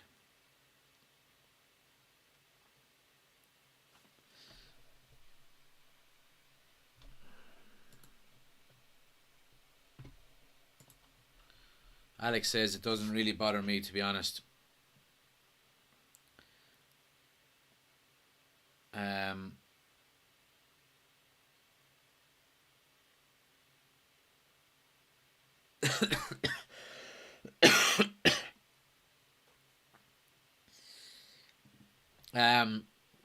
Yeah, the away goal rule. To be honest with you, when I first heard that it wasn't, it was going to be, I suppose it wasn't going to be part of the competition this year, I was a bit disappointed because I did like it. Albie says prefer the away goal But maybe I'm old school. Walker gonna miss his pace versus Vinicius Junior. Yeah, and then Jack says away goal is annoying. Why don't you just do penalties for entertainment? But the reason why I was kind of the same as you, Albie, at the start. I do like the away goal and the excitement it brings, but the more I think about it, it stops teams going away from home and shutting up shop. Really, you know what I mean? Like, or sorry, I said that wrong. It stops people. If a team can nick an away goal, then they basically just shut up shop, and that's in a way that's why I'm happy it's gone. And I think really, bar maybe specifically tonight's game, we're after seeing a lot more goals in the knockout phases this year of the Champions League than we are in a lot of other years. And I think maybe the away goal being removed is the reason for that. I don't know what you think, but yeah, I'm happy it's been removed for now anyway.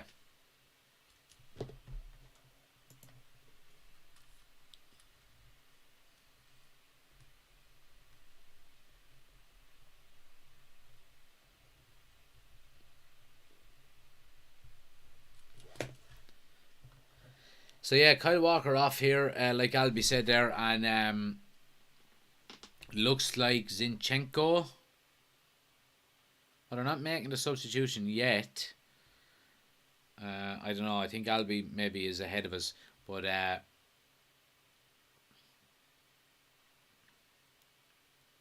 oh no, this is it? Oh no, that's De Bruyne, is it? Oh no, so Kyle Walker is back on.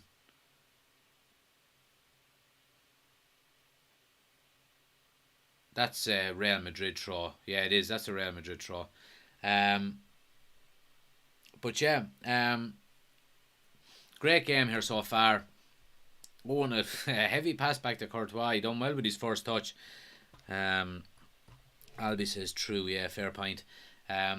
Look, I mean, this could really be a one-off this year. The fact that we're having more goals, but I do think that teams do tend to play a lot more. Um, what's the word? Defensively, I suppose, but a lot more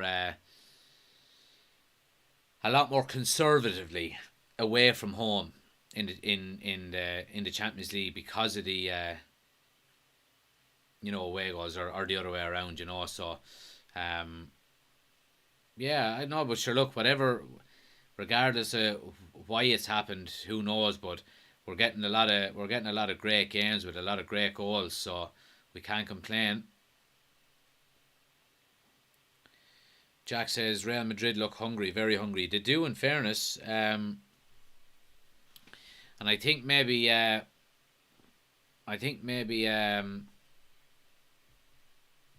City are a bit. I wouldn't say stunned by it, but they're a bit taken aback by it, because Real Madrid are Real Madrid are good for the scoreline so far, and they really should be ahead. They've had all of they've had the most clear cut chances. So, Albie says the game has moved on to from the likes of Jose and Rafa, who love the away goal rule. Yeah, 100%. You know what I mean? I mean, Jose was a master at the away goal rule. Um, the whole park the bus kind of reputation that he had, and if he could nick an away goal, he had every defensive player on the field for the home tie. Um,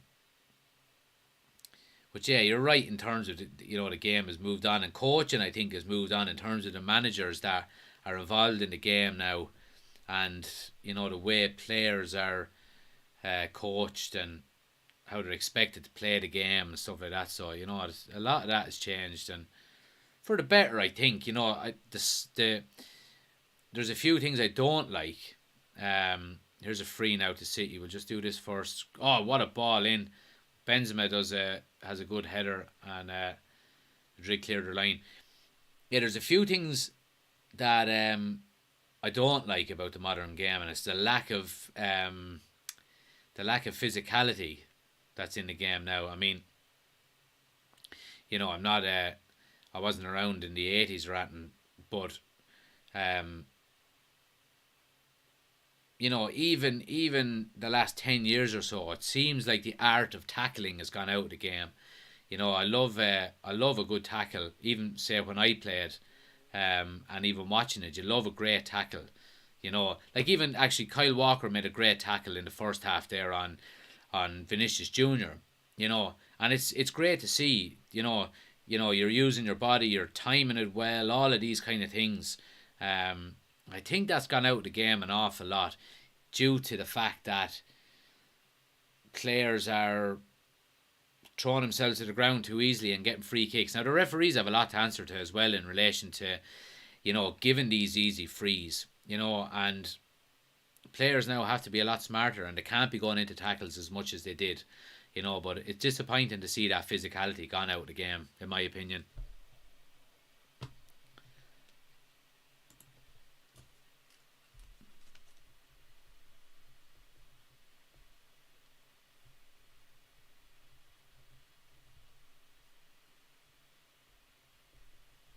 So Tony Kroos is off.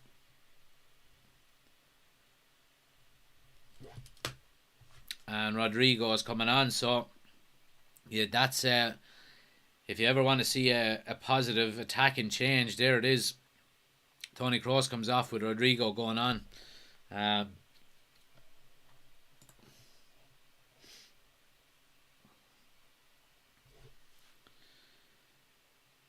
Albi says, yeah, fact, even though we never forget the drama in the new camp, the time PSG came back on Barca, I can't remember the score. I think it was 7-6 on. Yeah, I think you're so, or was it 6-5? I think, or something. Referees are letting a lot more go these days. Yeah, they are. And to be honest with you, I've been impressed with this referee tonight. He's been consistent. He has let a lot go, and he's called maybe the cynical fouls, but there's been a few tackles that have gone in there that he has allowed to run on it for both sides. So,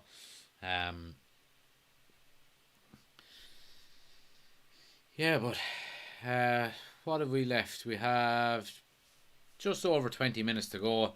Real Madrid looking for a goal. You can see obviously the fact they bring on. And Real Madrid just stop and let Silva skip by, but they get Carvajal as well to get back in time, and Courtois clears the lines. But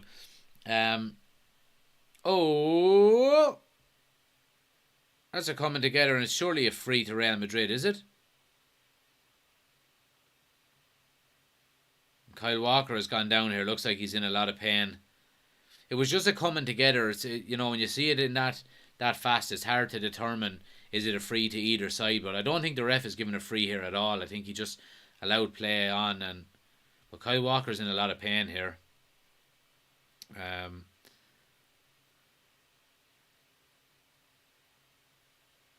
Let's have a look here. So Courtois clears the ball, and Vinicius Junior is like lightning getting in behind. And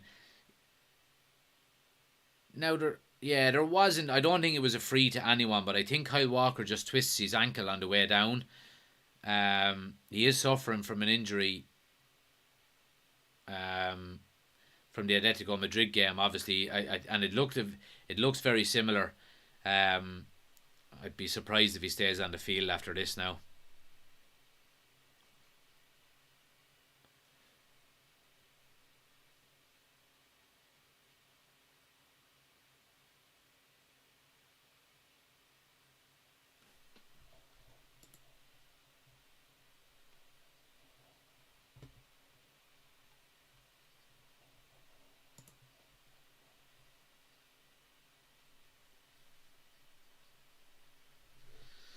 But it looks like Gundogan is coming on here. And yeah, here's the replay of it now. Let's have a look at his ankles. He does kind of jar it a little bit. They're sore ones, in fairness, especially when you're carrying an injury.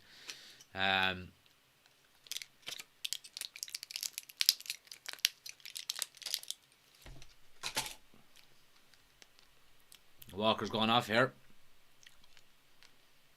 Alex is hungry. And Cancelo's getting some words here from Guardiola. It looks like Cancelo's going to go right full. And Zinchenko's going over left full.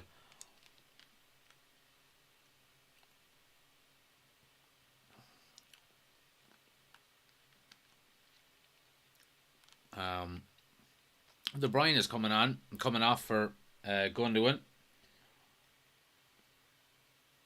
And Stephen is on, said Man City after getting a goal. We'll have a look here.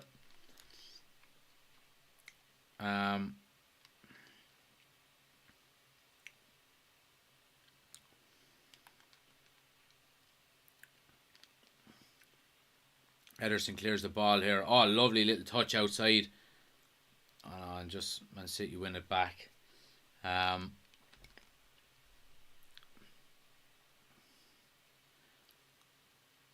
Gundogan with a nice little ball into Bernardo Silva. He has acres of space here. And Jesus is making a lovely run across. Comes all the way to Mahrez. Oh, and he scores near post. He gives the keeper the eyes as if he's going to the far corner. And just slots it in near post. And Courtois will be disappointed, I think. Beating at his near post. And they go 2 goals up on aggregate. Real Madrid fans stand. They're trying to get the team, keep their heads up. But 2 goals down now with just over 15 minutes to go. And you'd be thinking that's Man City in the final against Liverpool. What a finish though, in fairness, by Mahrez. He gets great power behind it. Yeah, I mean, I spoke too soon about Courtois. I mean, the pace behind the shot there was just blistering. He takes it half a step to his right, Courtois does, and it just takes his left hand away from the ball. But City go 1-0 up on the night, and you'd be thinking that's them in the final.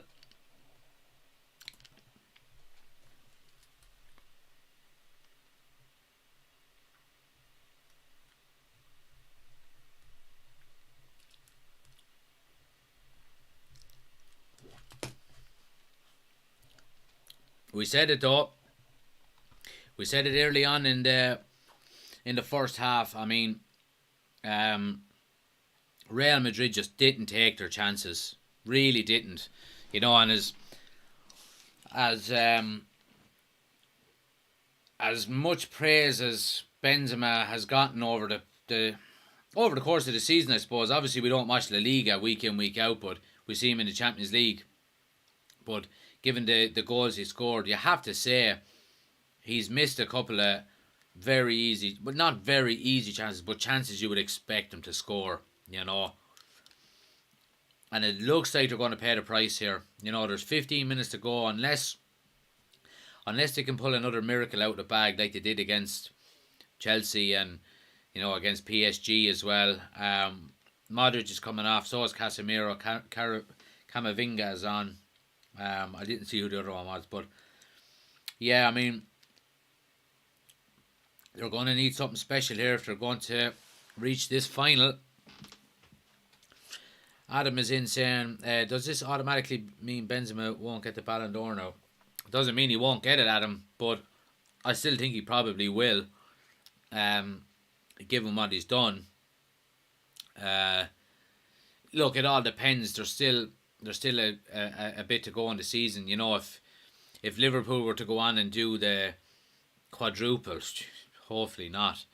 I'm sure someone like Salah or Mane would be in contention for it. You know, you're looking at Lewandowski as well. I don't know, are Messi and Ronaldo going to be even in the frame? Messi certainly isn't. I think Ronaldo should win it, given the fact he's got over 20 goals in the shit United team that he's in. But yeah, it'll be interesting to see.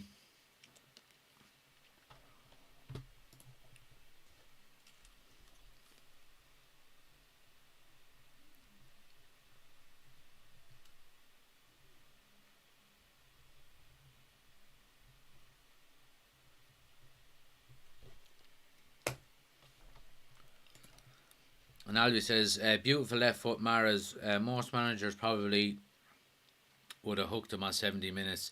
He done very little. But that's the difference in great managers. Yeah, we said it, didn't we? Maybe, I said it about 5 or 10 minutes into the second half. I said, I don't think I'd mentioned Mahrez's name in the first half at all. He was non-existent, you know. And but yeah, you're right there, Albi. Just goes to show, comes up with the goods when he needs to. And then Adam says, watch Messi be ahead of Ronaldo in the Ballon d'Or rankings because he's playing in France. Yeah, I mean, he, look, don't get me wrong, Messi is one of the greatest players of all time. But the Ballon d'Ors, he deserved all of them bar one. There was one that I remember that he got that everyone was saying, I mean, there's like, why did he get that? Look, I don't think he will. He hasn't even lit the French league on fire this year in terms of goals. I think Ronaldo maybe has more goals than him, and Ronaldo's playing in the. I'm actually going to check that now.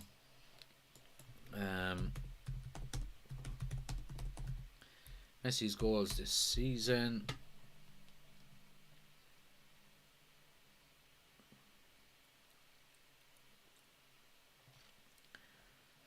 Yeah, it looks like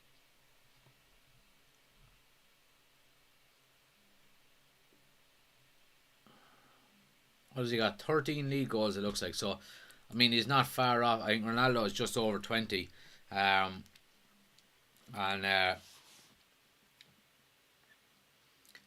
yeah, I think Ronaldo in the rankings, I don't think either of them will get it, but I think Ronaldo should certainly be higher than him. He's playing in a much tougher league, and it looks like, from what I can see, he has more goals. So, Ronaldo should get a Ballon d'Or before he retires. I don't know if he should, to be honest. I mean, obviously, we all love Ronaldo, and he's, he's a United player, but I think on that merit alone, just, shouldn't be a reason to wanting someone to get it.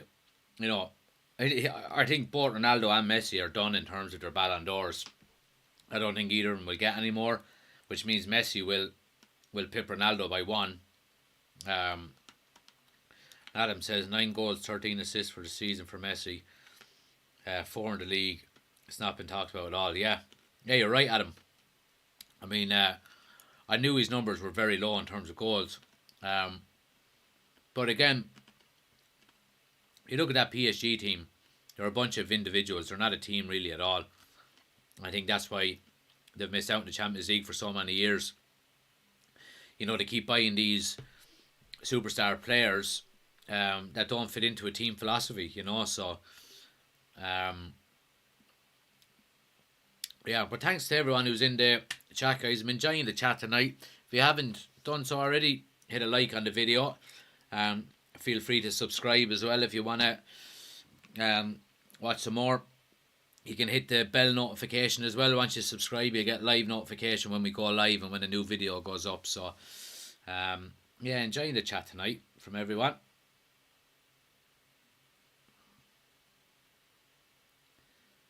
Vinicius Jr. does well there, but yeah, the kind of sting has nearly gone out of the game here.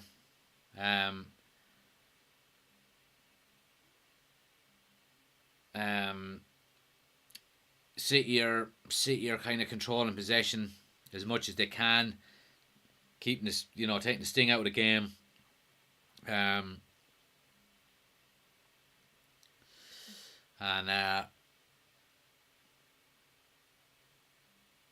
Who do you think has more money, Messi or Ronaldo? Ronaldo. Ronaldo's endorsements and all, and his deals and stuff like that are he has a lot more than Messi does, and he has his own clothing line, CR7 and all that. So I'd go Ronaldo. I think Ronaldo's not far off of being a billionaire. But yeah, both of them are not short a few bob. Oh, here's Benzema now. Camavinga with a great ball and a great save by Ederson. He's offside in the end, but But yeah, great football all around there. Camavinga with a lovely left-footed ball in over the top.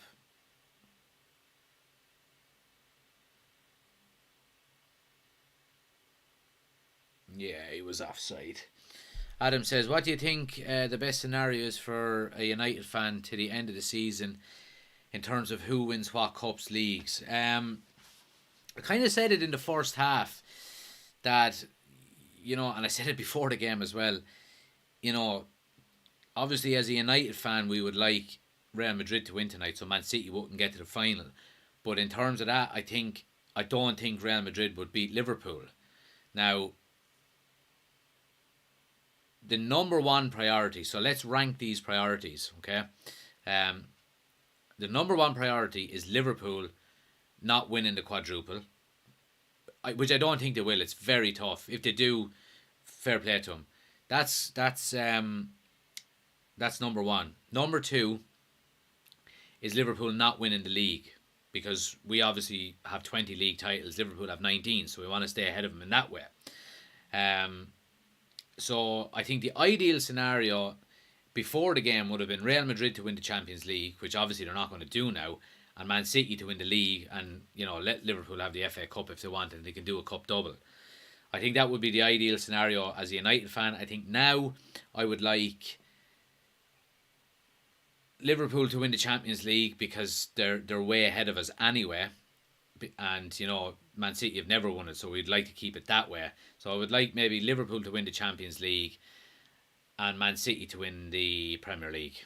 I think that's the easiest way we could have it as a United fan. But I'd like to know what you think. What do you guys think?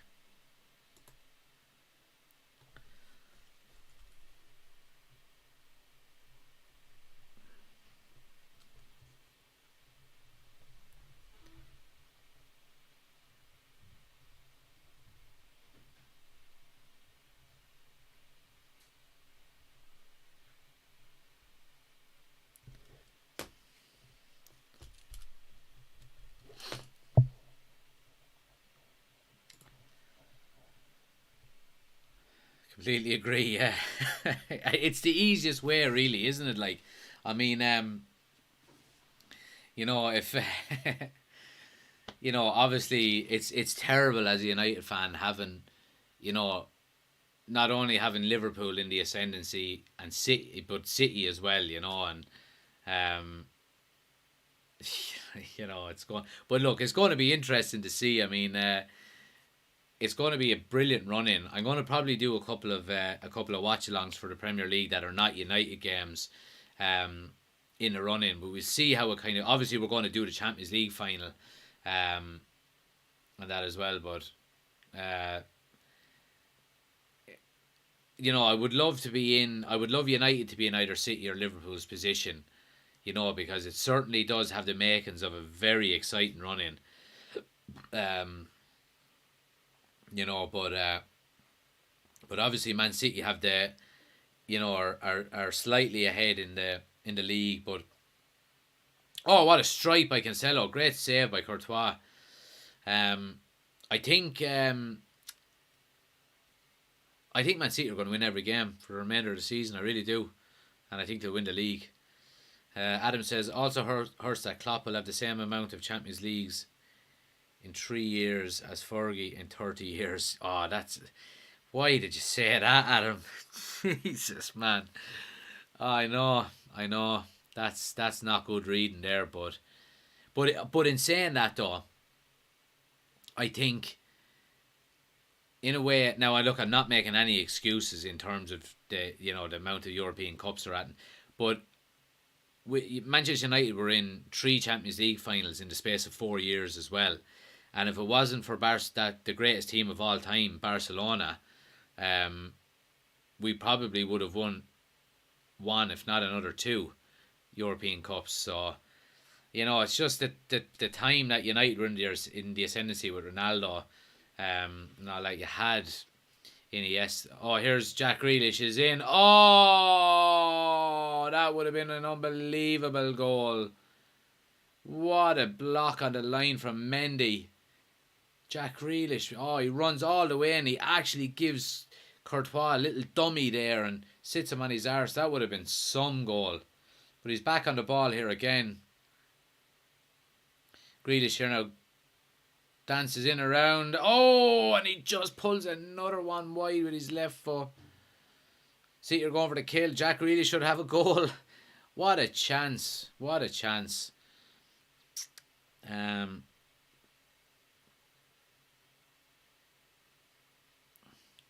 Oh, what a save. It was actually a save by Courtois in the end.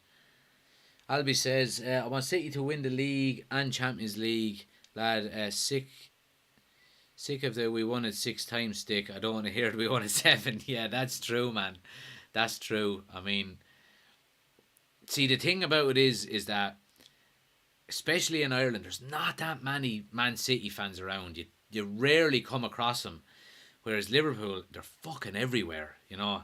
And I have a lot of friends who are Liverpool fans as well. And, you know, I do get that whole, you know, we won it 6 times, you know. And so, yeah, it'd be nice if they won nothing. You know, the fact that they're going for a quadruple. Adam says some way to bring the mood down. No, you're not bringing the mood down, man. It's just I never even thought of that. I thought of it that way, you know. But yeah, it's I don't know. It's a tough one to kind of take in, given the fact that Manchester United were so good at the time. But I do think that now, like back in the 90s and 2000s, Serie A was a serious league. Like a serious league. You had AC Milan, Inter Milan, Juventus were all top European teams. You also had Real Madrid and Barcelona. You know, you had Bayern Munich were a savage team. Borussia Dortmund were a savage team. So I think there was more competition around. Obviously, it's been Real Madrid mainly. But I think the other... So Real Madrid mainly in the 2010s. But I don't think there's been as much competition you know, but yeah, I mean, it's an interesting one. United transfer video soon. Yeah, Alex, I'm going to be doing one tomorrow actually, and I'm going to be doing it during the day. So it'll be live probably about 2:30. But look, it'll be up on my channel. If you can't get to the live one, you can watch it later in the day. Make sure you leave a like on it and comment any comments you have. Just pop them in underneath and I'll get back to you on them. And then Adam says, I was talking to a friend who's a primary teacher and they get one back. Whished. Rodrigo gets it. Oh, and it's going to be a tense couple of minutes here. It's going to be a tense couple of minutes. And is this what Real Madrid do? So Camavinga gets another beautiful ball in. Benzema around the back, left foot cross, and Rodrigo gets a toe just in front of Ederson and gets it in near a post. And I tell you what, it's going to make for an interesting 2 or 3 minutes here. And Madrid are going to go for this. Let's see what happens.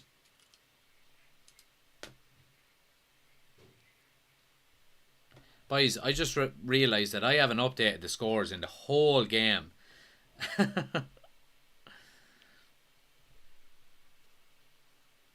Oh, there's 6 minutes. So here's Vinicius Jr. Gets to the end line. Oh, gets through. Oh, and City end up clearing it.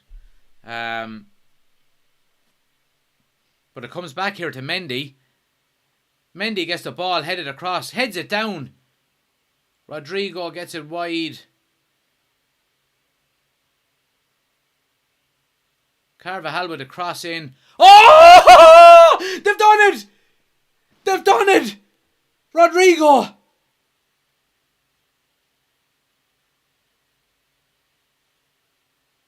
I don't believe what I'm seeing. Real Madrid have risen from the ashes here and Guardiola is stunned. It's 2-1. What a goal. And the substitute has come on and scored both of them. This is unbelievable. Wow. Carvajal with an absolute pudding of a ball in, and Rodrigo, like a salmon, gets up above everybody. And it leaves Ederson absolutely stranded. And we're going to extra time. Boys! Boys! Wow!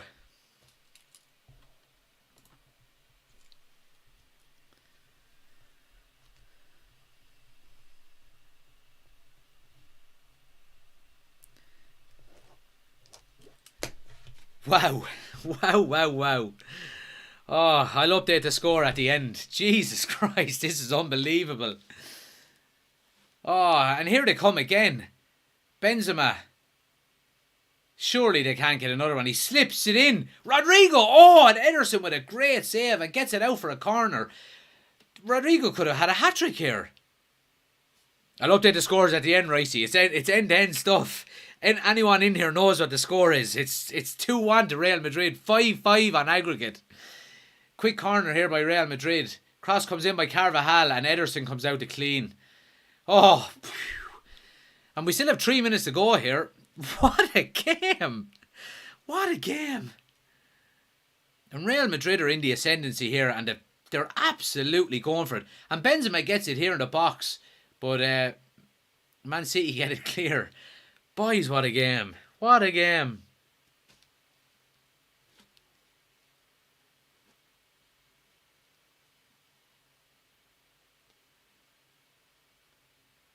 Man City cleared their lines here. Oh, it'd be cruel if someone wins it now. Here they come, City. Oh! And it's cleared away, but it comes to Jack Grealish. Squares it to Fernandinho.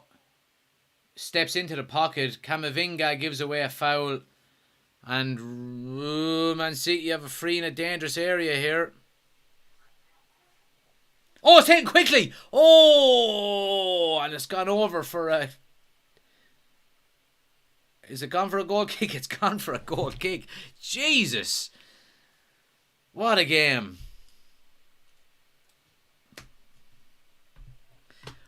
Boys, what a game. What a game. Update the score. I'll do that at the end. Ricey 2-2. Go you numpty, yeah. Liverpool may be getting a bit of luck.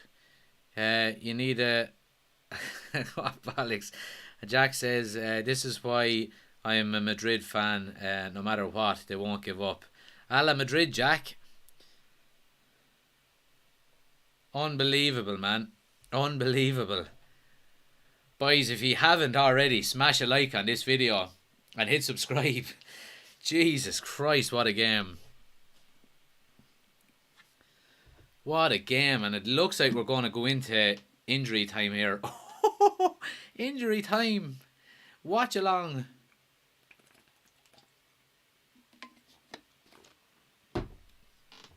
What a game. What a game.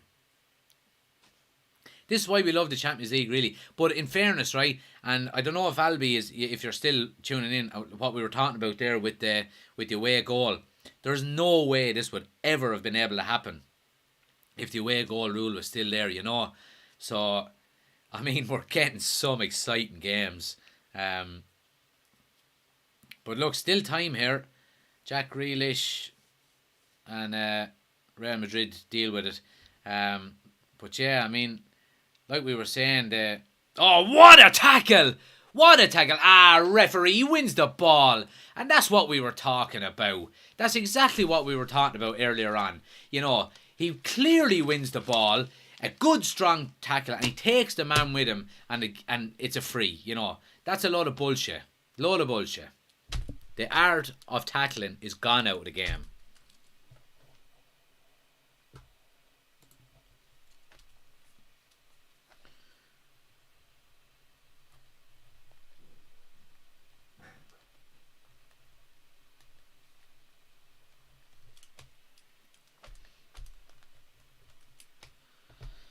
It's going to be a free here to Man City. We've gone over the 6 minutes, so this looks like it's going to be last chance saloon here. It's going to be swung in here by Zinchenko. And will there be time for the corner? No, there's not. Wow. What a game. What a game. What a game. Right. Let me update this score. Jesus Christ. What is the score? 2-1 to Real Madrid. Right. Let's see. Home score 2. And away score is 1. And we'll update the aggregate score in the top right as well to 5-5. Jesus Christ. What a game. What a game. But, yeah, lads, what a game. Just, if you don't mind, give me 1 second. I want to refill my water bottle because I have a sore throat as it is. And, I just need some more water. Just give me 30 seconds and we'll be back.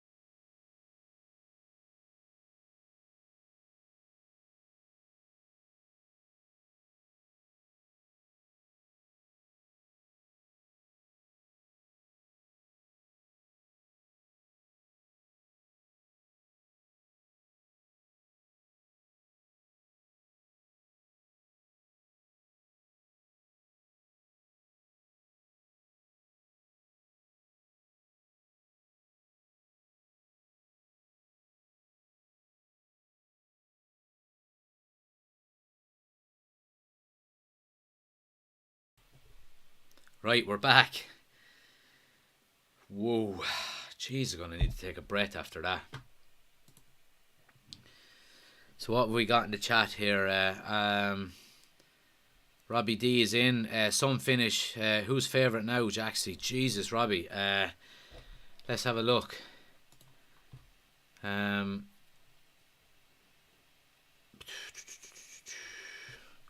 Let's check. Who's favourite?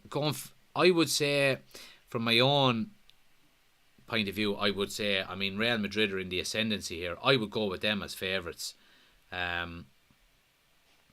Let's see. Real are 15-4 and Man City slight favourites at 15-8.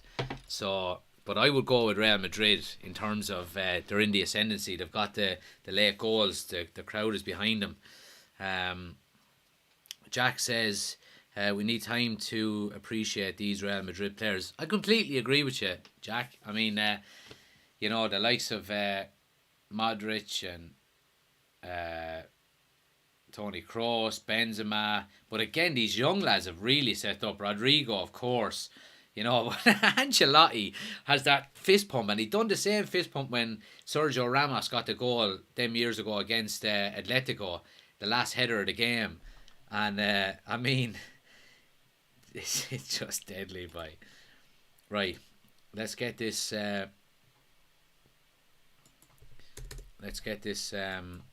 timer going here again.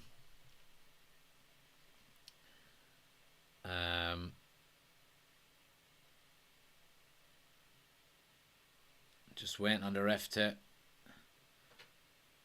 start it up here.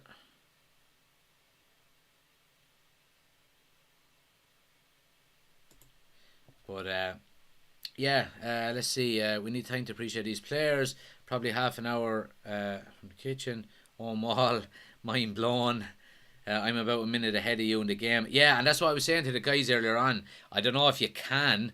Oh, we have some numpty on the pitch here now, some pitch invader. If you can, I don't know if you can pause your TV to keep it in line with us. I have the timer identical to the TV, so it's up to yourselves, whatever you want to do yourselves. But yeah, I think I'm about 30 seconds behind some people, just due to the lag on YouTube. But boys, what a game! If you haven't already, I don't know if anyone in the chat, if you haven't done it already, smash a like on the video there. Hit subscribe as well if you can. It does help out the channel. But we're in for another half an hour of nerve-jangling football here. But it's been unbelievable. It's been absolutely unbelievable, Jeff. And, you know, if I was to put my money on anyone, like Robbie was saying there, I would put it on Real Madrid. And here's Vinicius down there. And, oh, Benzema! Ooh, and Ederson with the save. I mean, yeah, I will put my money on Real Madrid from here. Benzema gets his first shot on target of the game. Keane says Real Madrid comeback kings. Well, they certainly have been this season, Keane, without a shadow of a doubt. He says, I want to spoil the next party so badly. Yeah. But in fairness, like, you know, 2-1 to Real Madrid is the minimum it should have been, really. Like, given all the chances they've had, I'm surprised they haven't scored more. And, you know, they're good for it. You know, in fairness, they have played well. They've created some great chances. Owen says, what is it with English teams struggling against Spanish opponents in Spain? Crazy stuff. It's unbelievable, Waters. I mean, here's Real Madrid now getting the ball down. Oh, it's a penalty! Real Madrid get the penalty. And it'll go to VAR, so let's not get ahead of ourselves. But Benzema is after winning a penalty here. Now the referee is adamant. He blew the whistle on the button and pointed directly to the spot. Now we'll have a look at it here. So is it Camavinga runs all the way. He makes a huge run. Gets the ball to Rodrigo. Rodrigo squares it. It looks like a penalty. Karim Benzema gets a touch. And is it Ruben Diaz? It's Ruben Diaz takes him out. And it's a penalty to Real Madrid. That's not going to be overturned. Boys, what a turnaround. What a turnaround.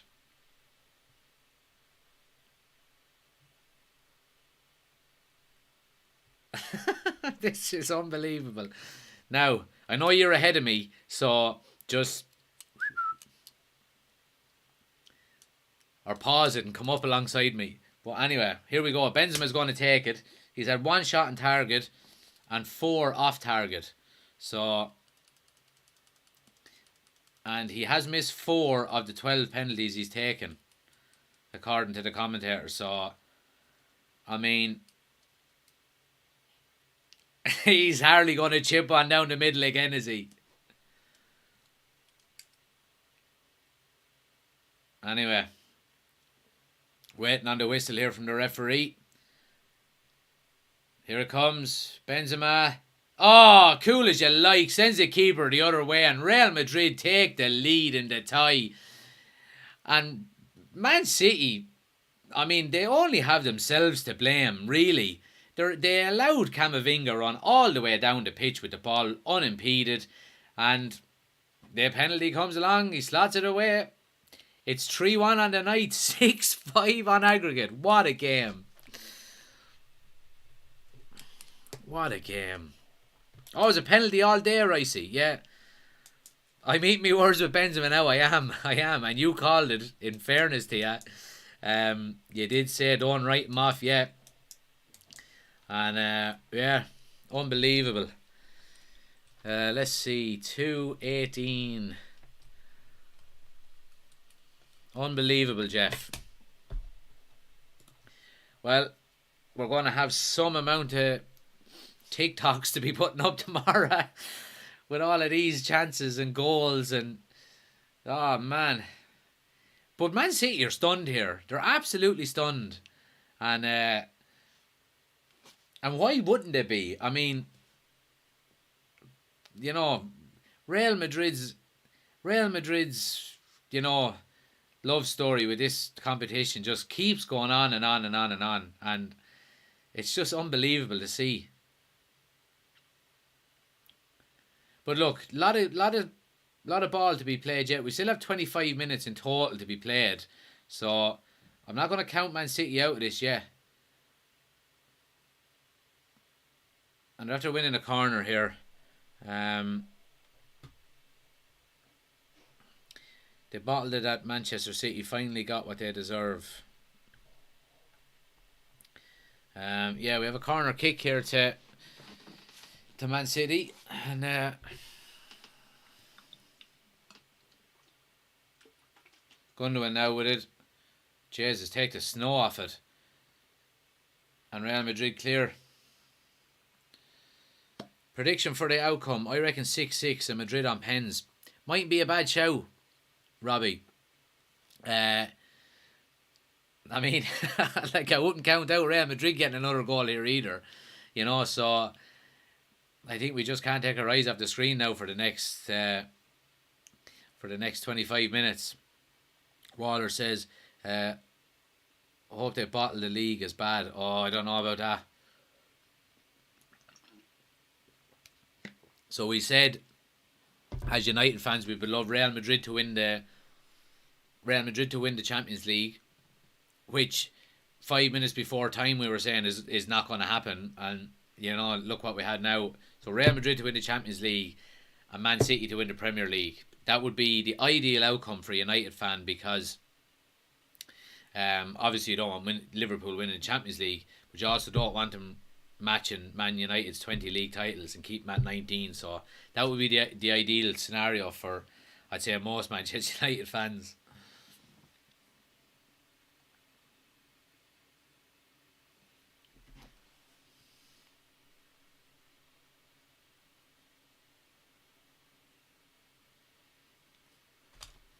Gundogan gets it in. Great header by Camavinga.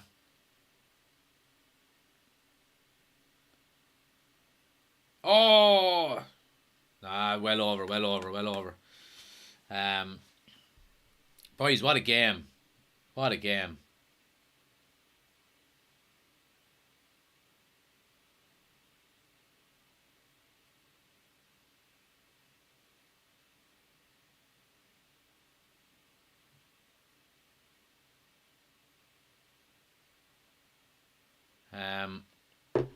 Yeah. But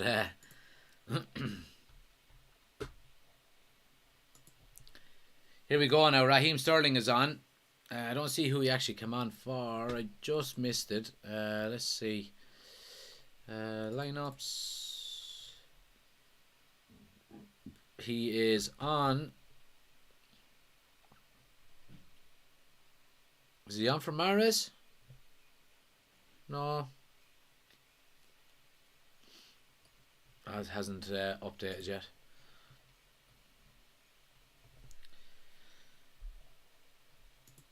But Real Madrid are looking like a completely different team here. They're but you can see that. But like, if you look at Manchester City, they're after taking off obviously Kyle Walker due to injury. They're after taking off De Bruyne when they went a goal up. They took off Jesus and they've took off Riyad Mahrez. You know, so they went from an attacking team to a more defensive team when they scored their goal. All of a sudden Real Madrid get two, and you know, they have to bring on Raheem Sterling and take off Rodri to go for it again. You know, so Fernandinho having a howler. 3 goals conceded since he came on, and he had a stinker last day. An update to score, good man. Yeah, he is having a bit of a howler, isn't he? Home score 3. But yeah, but look, I'm not counting, and let's not count Man City out of this yet. Like, I mean, they're still a quality team, but I just think, no, that's not a penalty. I think the balance of the Man City team now is been kind of thrown all over the place, given the fact that, you know, Guardiola's changes when they went 1-0 up were to see out the game, and you know, then when Real Madrid get 2 goals, referee, you're giving a free and a yellow card for that. That's just bullshit. Now Raheem Sterling makes a brilliant tackle, wins the ball. And I take back what I said about this referee earlier on, because there's two great challenges after going in. Great challenges. And clearly won the ball. The man is taken as well. Stern challenges. And the ref blows freeze and gives yellows for both. So I take back what I said about the referee.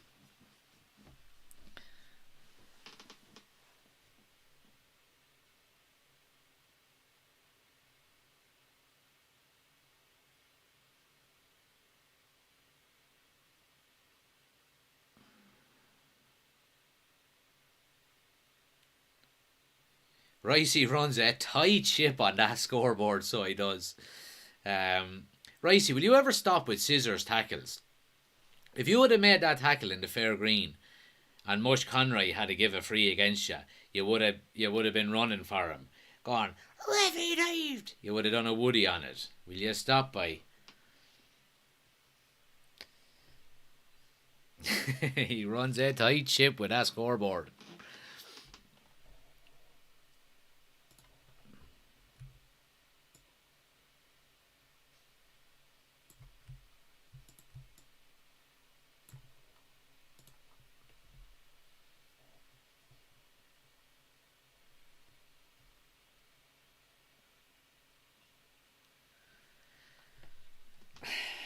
I just like disagree with you. Oh, you just can't. I tell you, and Robbie will back me up on this one.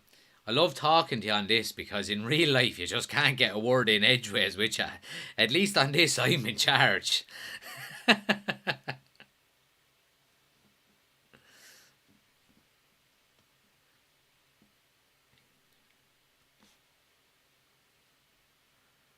Oh, Carvajal gets it away eventually.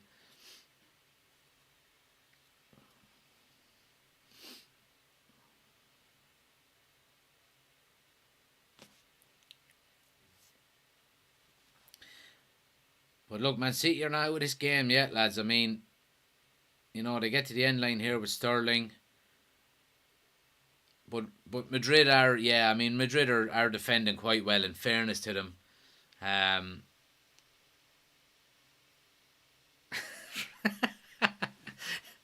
Old foghorn mouth there. Adam says Pep will go down as a fool for taking De Bruyne off when he did. I just hope taking Benzema off now doesn't haunt Ancelotti in the same way. Yeah, look, you never know. But look, in fairness, I do think Real Madrid have goals in the team besides Benzema, obviously with Rodrigo and young Vinicius Junior. But look, he's he's one of the elder statesmen there now as well. So maybe 104 minutes is enough for him in one night.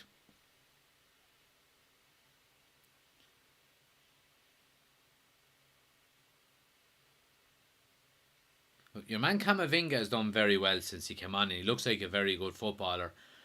I think he played against Chelsea as well. I was impressed with him.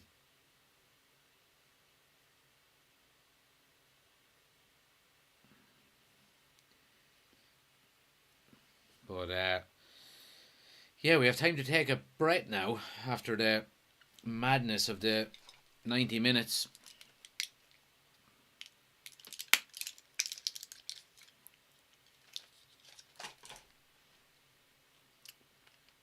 Oh, they're looking for a handball here. Vinicius, they're looking for a handball. A big shout for it. Sterling looking for it, and a great tackle there by Nacho. That is Nacho ball.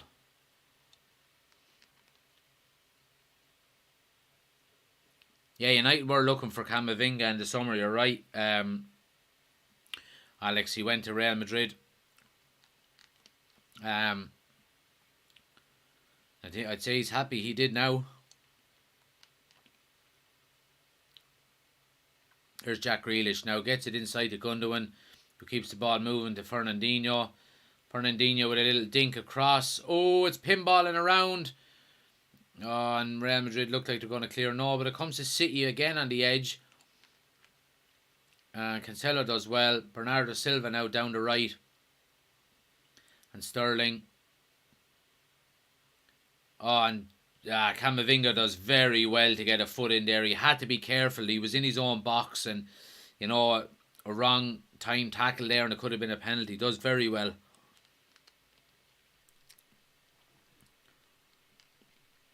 Adam says, I keep seeing people claim Foden is the best English talent since Gascoigne. No idea how to spell it. They weren't far off it. As if Rooney didn't exist. Yeah, I think Rooney was very underrated, in fairness. Now, look, don't get me wrong. Phil Foden, I think, is an unbelievable player. But we'll judge him at the end of his career whether he can match up to the likes of Wayne Rooney or not. I mean, Wayne Rooney is Manchester United's all-time leading goal scorer and England's leading goal scorer. Here's Man City now with a cross. Oh, and how did he miss it? Courtois gets enough on it to put Fernandinho off at the back post. Oh, what a ball by Cancelo. And Phil Foden gets a flick, and Courtois does enough to put Fernandinho off, and Courtois punches the air as he gets up, and Real Madrid live to fight another day.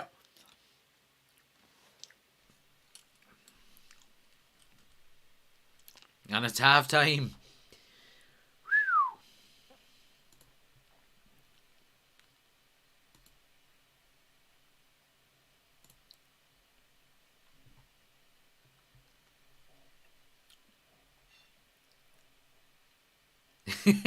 Should have left Fernandinho at home. Should have left him at home, boy. He's had an absolute stinker of a game.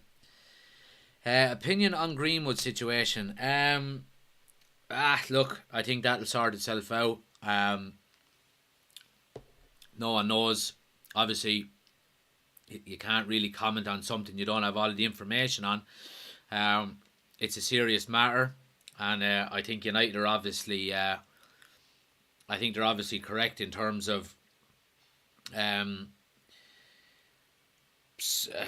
don't know if suspending him is the right word, but not having him involved in club activities, I think, is the correct decision until it all gets sorted, and it will eventually, and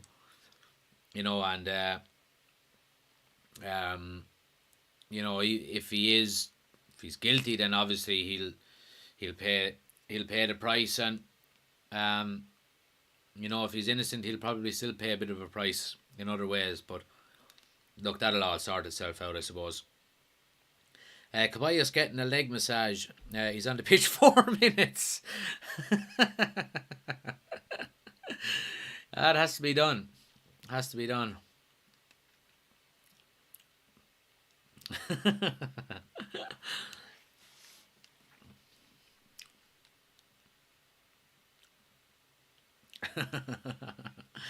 I enjoyed that comment, Adam. That was quick out, yeah.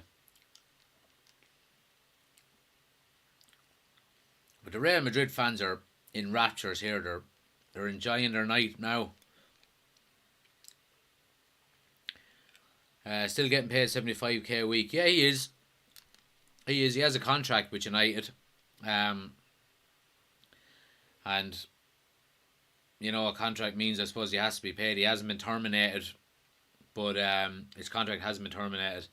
But yeah, look, once that all sorts itself out, I'm sure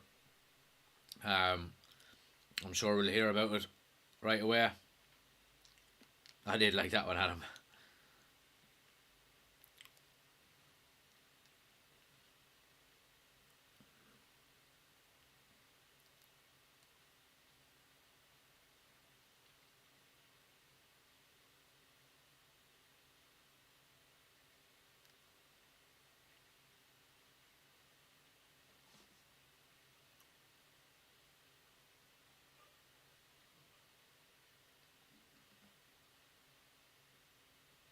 Yeah, I mean, Militao goes up there, wins a brilliant header. Now, there's no free, and Foden goes down holding his head, and his head was never touched, And Fernandinho giving it the old elbow into the head. You go home by a bowl of cornflakes or something. Adam says, how many players do you reckon will sign this summer? I don't know. There's two answers there. One, how many do I think we need compared to how many I think we'll sign? I think we need 8 players. I would have a right back, 2 centre backs, 2 centre midfielders, a winger, and 2 strikers. So that would be 8. Now, do I think we'll sign 8? No, I think we'll sign 3, maybe 4, and I think we'll supplement the others we need with maybe academy players. And look, there is some good academy players coming in that I think Ten Hag will use. It does like working and improving underage players. So I'd say maybe 3 or 4 I'd be happy with. And then supplement that, the likes of James Garner is going to come back from Nottingham Forest. Young Garnacho is coming through. Rice, you mentioned the other night as well, the likes of Charlie McNeil is a striker there as well. We have Hannibal Mabry there as well. So, look, there's a good crew of underage players. But I think, maybe 3 or 4. Alex says, last thing on this, do you think he'll play for United again? I don't think he will, if I'm being completely honest, Alex. I think even if he's found innocent, I think the stigma that you hold over something like that, will just it's hard to see how he can keep his Manchester United career going. But look, who knows? Rice says, see, Pfizer released a statement saying that the vaccine was only 12% effective. Thoughts? I don't have any thoughts on that. I had COVID 3 weeks ago. I got my recovery cert and I'm going to Spain for 2 weeks on 2 weeks holidays in 3 weeks time, so who cares? And then Adam says, what do you think about signing Eriksen on a free? Would you explore it? I would. I mentioned him in a previous video. The fact that he's on a free and his wages wouldn't be that much, I would most certainly be happy with him coming into Manchester United. He's a fantastic player. And he has a bit of experience there as well. Look, do I think would he be a regular? No. But a backup to the likes of maybe Bruno, or, you're going to have Donny van de Beek coming back as well. But no, I would certainly be happy if he signed. United have been linked with him for a good few years now, since he left Spurs. We were in for him the time he was leaving Spurs, but obviously circumstances has changed for him as well. But I wouldn't be against him at all now. But again, United have to be smart in terms of their signings. If they can only maybe sign 3 or 4 of their targets, why not go out and get Eriksen as a 5th signing, to bulk up the squad, because we're going to have Europa League next year. Obviously, you have 39 or 38 league games, so cup competitions as well. Yeah, I'd have no problem with him coming in there. And the likes of James Garner coming up through could learn a lot off the likes of Eriksen.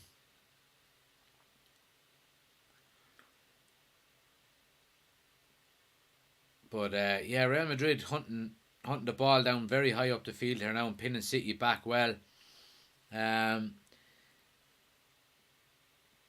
Adam says the Donny situation will be so interesting next season. If Ten Hag doesn't play him, then we'll know he's just not good enough. Yeah, I totally agree. The fact that Ten Hag, or that Van de Beek has played under Ten Hag before, and he's been quite a good player, I think he will get a chance to play. He'll get a good opportunity, and it's up to Van de Beek whether he takes it or not. Reports only, was it yesterday, I think, or the day before, I was reading with the Telegraph that Manchester United's only signed him because of his price tag, and they actually didn't really want him. Solskjaer at the time didn't want him, and it kind of explains maybe the reasons why Solskjaer never played him, and then when another manager comes in and doesn't play him, it's kind of proof is in the pudding there, really. So it'll be interesting to see how Van de Beek gets on Free here now to City and deep, but Real Madrid. Jack Grealish has it now at the end line, plays it back to Sterling, who cuts it back. But yeah, Real Madrid are just there in numbers now, and they're actually defending very well. In fairness to them, yeah.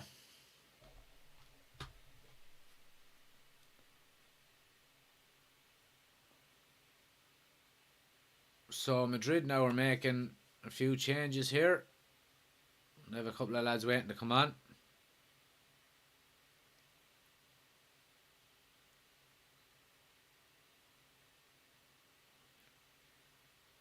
Oh, Carvajal just tries the Hollywood pass across the field and it's intercepted. But yeah, Real Madrid basically have 11 men behind the ball here now and are looking just to, get past this 8 minutes. And they're defending very well. They're biting at the heels of City all the time. It's a brilliant run. Who was that? Rodrigo. Oh, brilliant run up the field and draws the foul off his Zinchenko and just takes the pressure off his defence. Really, really good.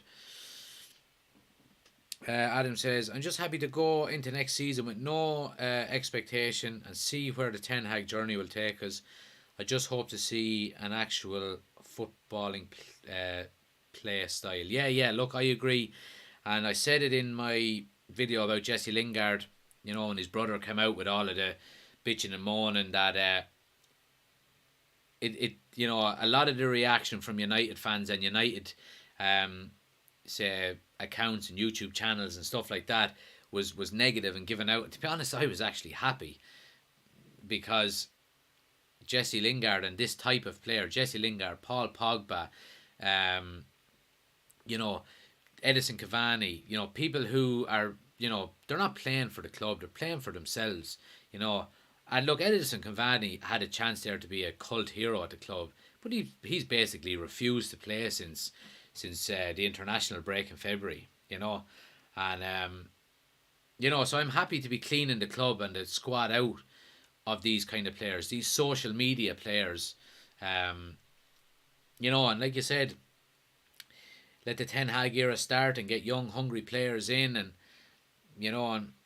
but I think it's important from fans that we give Ten Hag time and we don't put too much pressure on a new squad. And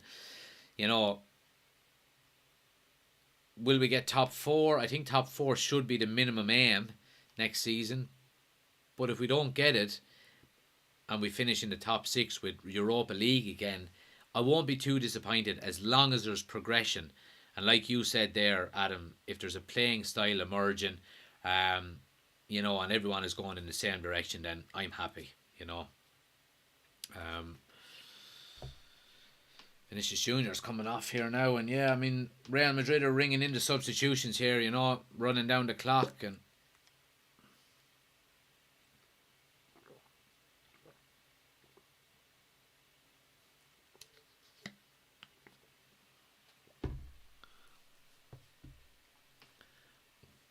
but yeah, what a game we've had though, lads. I mean, look, still 5 minutes to go, but what a game we've had. Adam says, play style is the main thing for next season. Definitely. Just want to enjoy watching us play. What was your position on Poch when it was between him and Ten Hag? To be honest, I've been Ten Hag. I was Ten Hag back when Solskjaer got sacked. Not that I watch the Dutch league an awful lot, or I watch Ajax an awful lot, but I knew about Ten Hag and I knew he worked under Guardiola and I knew the style of play and the kind of teams he built. And obviously we had seen the team that he built in the Champions League in 2019, but it was also good to see the fact that that team was basically all sold off. The likes of Van de Beek, De Ligt, Ziyech, they were all sold off. And he built a second team, so for that reason, I was Ten Hag. In terms of Pochettino, I think he's on. I mean, I hear all of the I hear all of like the ex Manchester United players and a lot of players in general, ex players, saying Pochettino has Premier League experience, which I think is the biggest load of nonsense. He's won nothing in the Premier League. He couldn't win the league the year that Leicester City were their only challenges. You know, he he done well at Southampton. He had a good young squad at Southampton, but he didn't like to light anything on fire with them. He, he leaves Spurs. He gets sacked. He gets sacked from Spurs, and right PSG. He comes along to PSG. He doesn't win the league in France in his first year, which is just unacceptable, given how strong PSG are. And then he bottles it in the Champions League. What was it, last 16 quarterfinals? So, no, I wouldn't. I was never Poch. I think Poch's best days are behind him. It was very weird how pro Poch all the ex-pros were, wasn't it? It never made any sense to me either. Yeah, it was just weird to see. I think it was the easy option for the likes of ex-players and things like that because, they were used to Pochettino. They knew what he'd done. They didn't really know Ten Hag that much in his, philosophies and things like that. So I think it was just an easy option for them to go with we'd like to have Pochettino. But no, I think Man United have done the right thing in appointing Ten Hag. He has a similar philosophy to Ranić as well. So, the more people pulling in the one direction, the better. That's a dive. That's a total dive by Sterling. Yeah. And the referee calls him on it. Goal kick. Time running down. Oh, we never started the clock. Real Madrid, lads, if you haven't already, smash a like on the video. Anyone in the chat, and hit subscribe. What a watch along we've had, and the chat has been great as well. Real Madrid are a couple of minutes away here from going to the Champions League final, and who would have thought, back when they were all them goals down against PSG, that they would they just don't let go of this competition. And look, Guardiola, I mean, let's talk about Guardiola for a minute. I think the first thing we should say is let's not get our lines crossed here. He's been brought into Man City, and we can say all of them years ago now, because it is all of them years ago. He's been brought into Man City to win the Champions League, and he's failed so far. Now, unless Man City can get a goal here in the next minute or two, he's failed. And look, don't get me wrong, he's an unbelievable coach. He inherited an unbelievable team with that Barcelona team, and he turned them into the greatest team in the world, probably one of the best teams of all time, in fairness. But ever since then, he's fallen flat. There's Jack Grealish now getting to the end line, and Real Madrid just snuff it out. It's going to be a corner. Aggregate score. Oh, good man. Keep me on my toes, bud.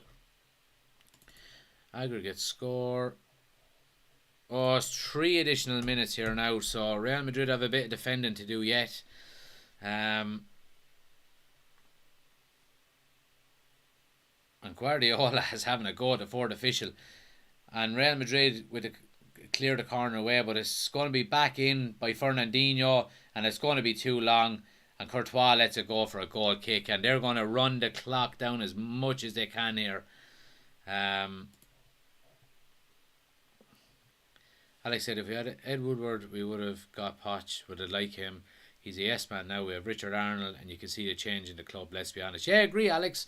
There's been changes all around, at board level down, and manager coming in, and hopefully the same kind of mentality can happen with players. So yeah, we're in the right direction anyway. So let's not, we won't get too carried away. I don't think United are going to be challenging for the league for the next few years anyway. I would say maybe in Ten Hag's third season, I think we should potentially be challenging, but I would give him the first 2 seasons to get his squad together and get the philosophy set up and embedded and all. So, but Real Madrid, Real Madrid. I mean, it's just a fairy tale story again, you know. And Manchester City will be absolutely sick if they can't score a goal here now in the next 90 seconds. But Real Madrid are defending like lions here, clearing the ball, winning every header. And City are running out of ideas. They have just over a minute here, and they're out.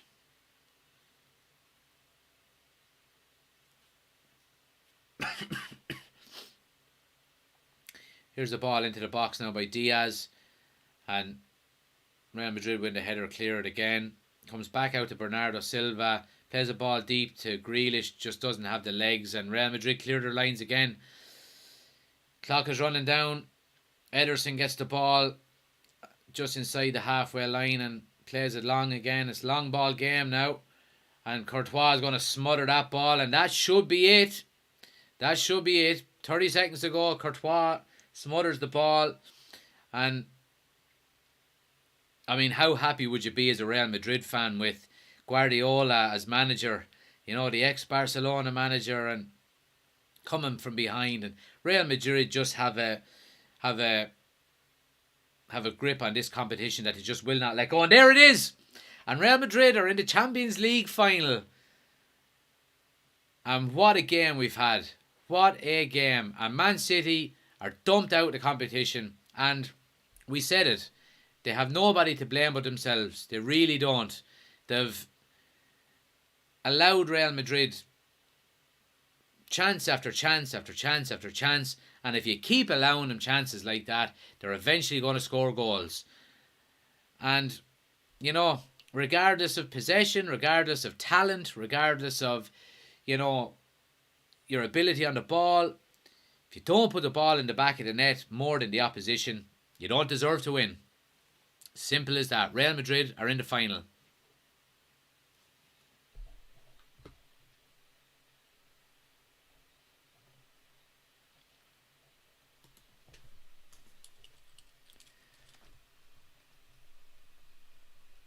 $253.00.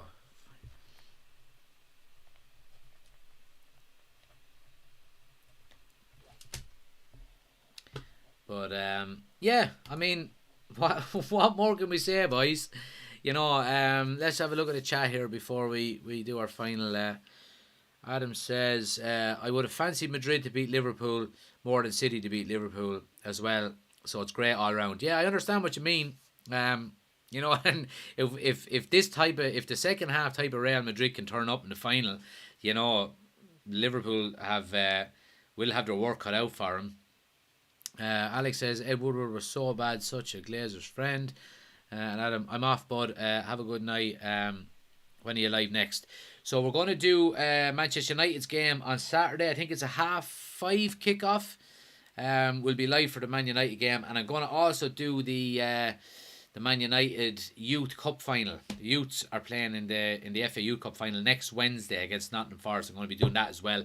If you subscribe to the channel, Adam, and just hit the bell notification, I put up the thumbnails a few hours before our lives every day, so you get a notification. But yeah, look, lads, if you haven't already, like I said, smash a like in the video, hit subscribe. It's been a brilliant live stream. It's been the best one, yeah. I think it's our 6th or 7th live stream, by far the best one, yeah. And thanks to everyone who's been in the chat all night. It's been great. You know, spread the word. If you have anyone else, friends or anyone you'd like to invite in, you know, let them know the channel, and we'll get them on for the next games and stuff like that.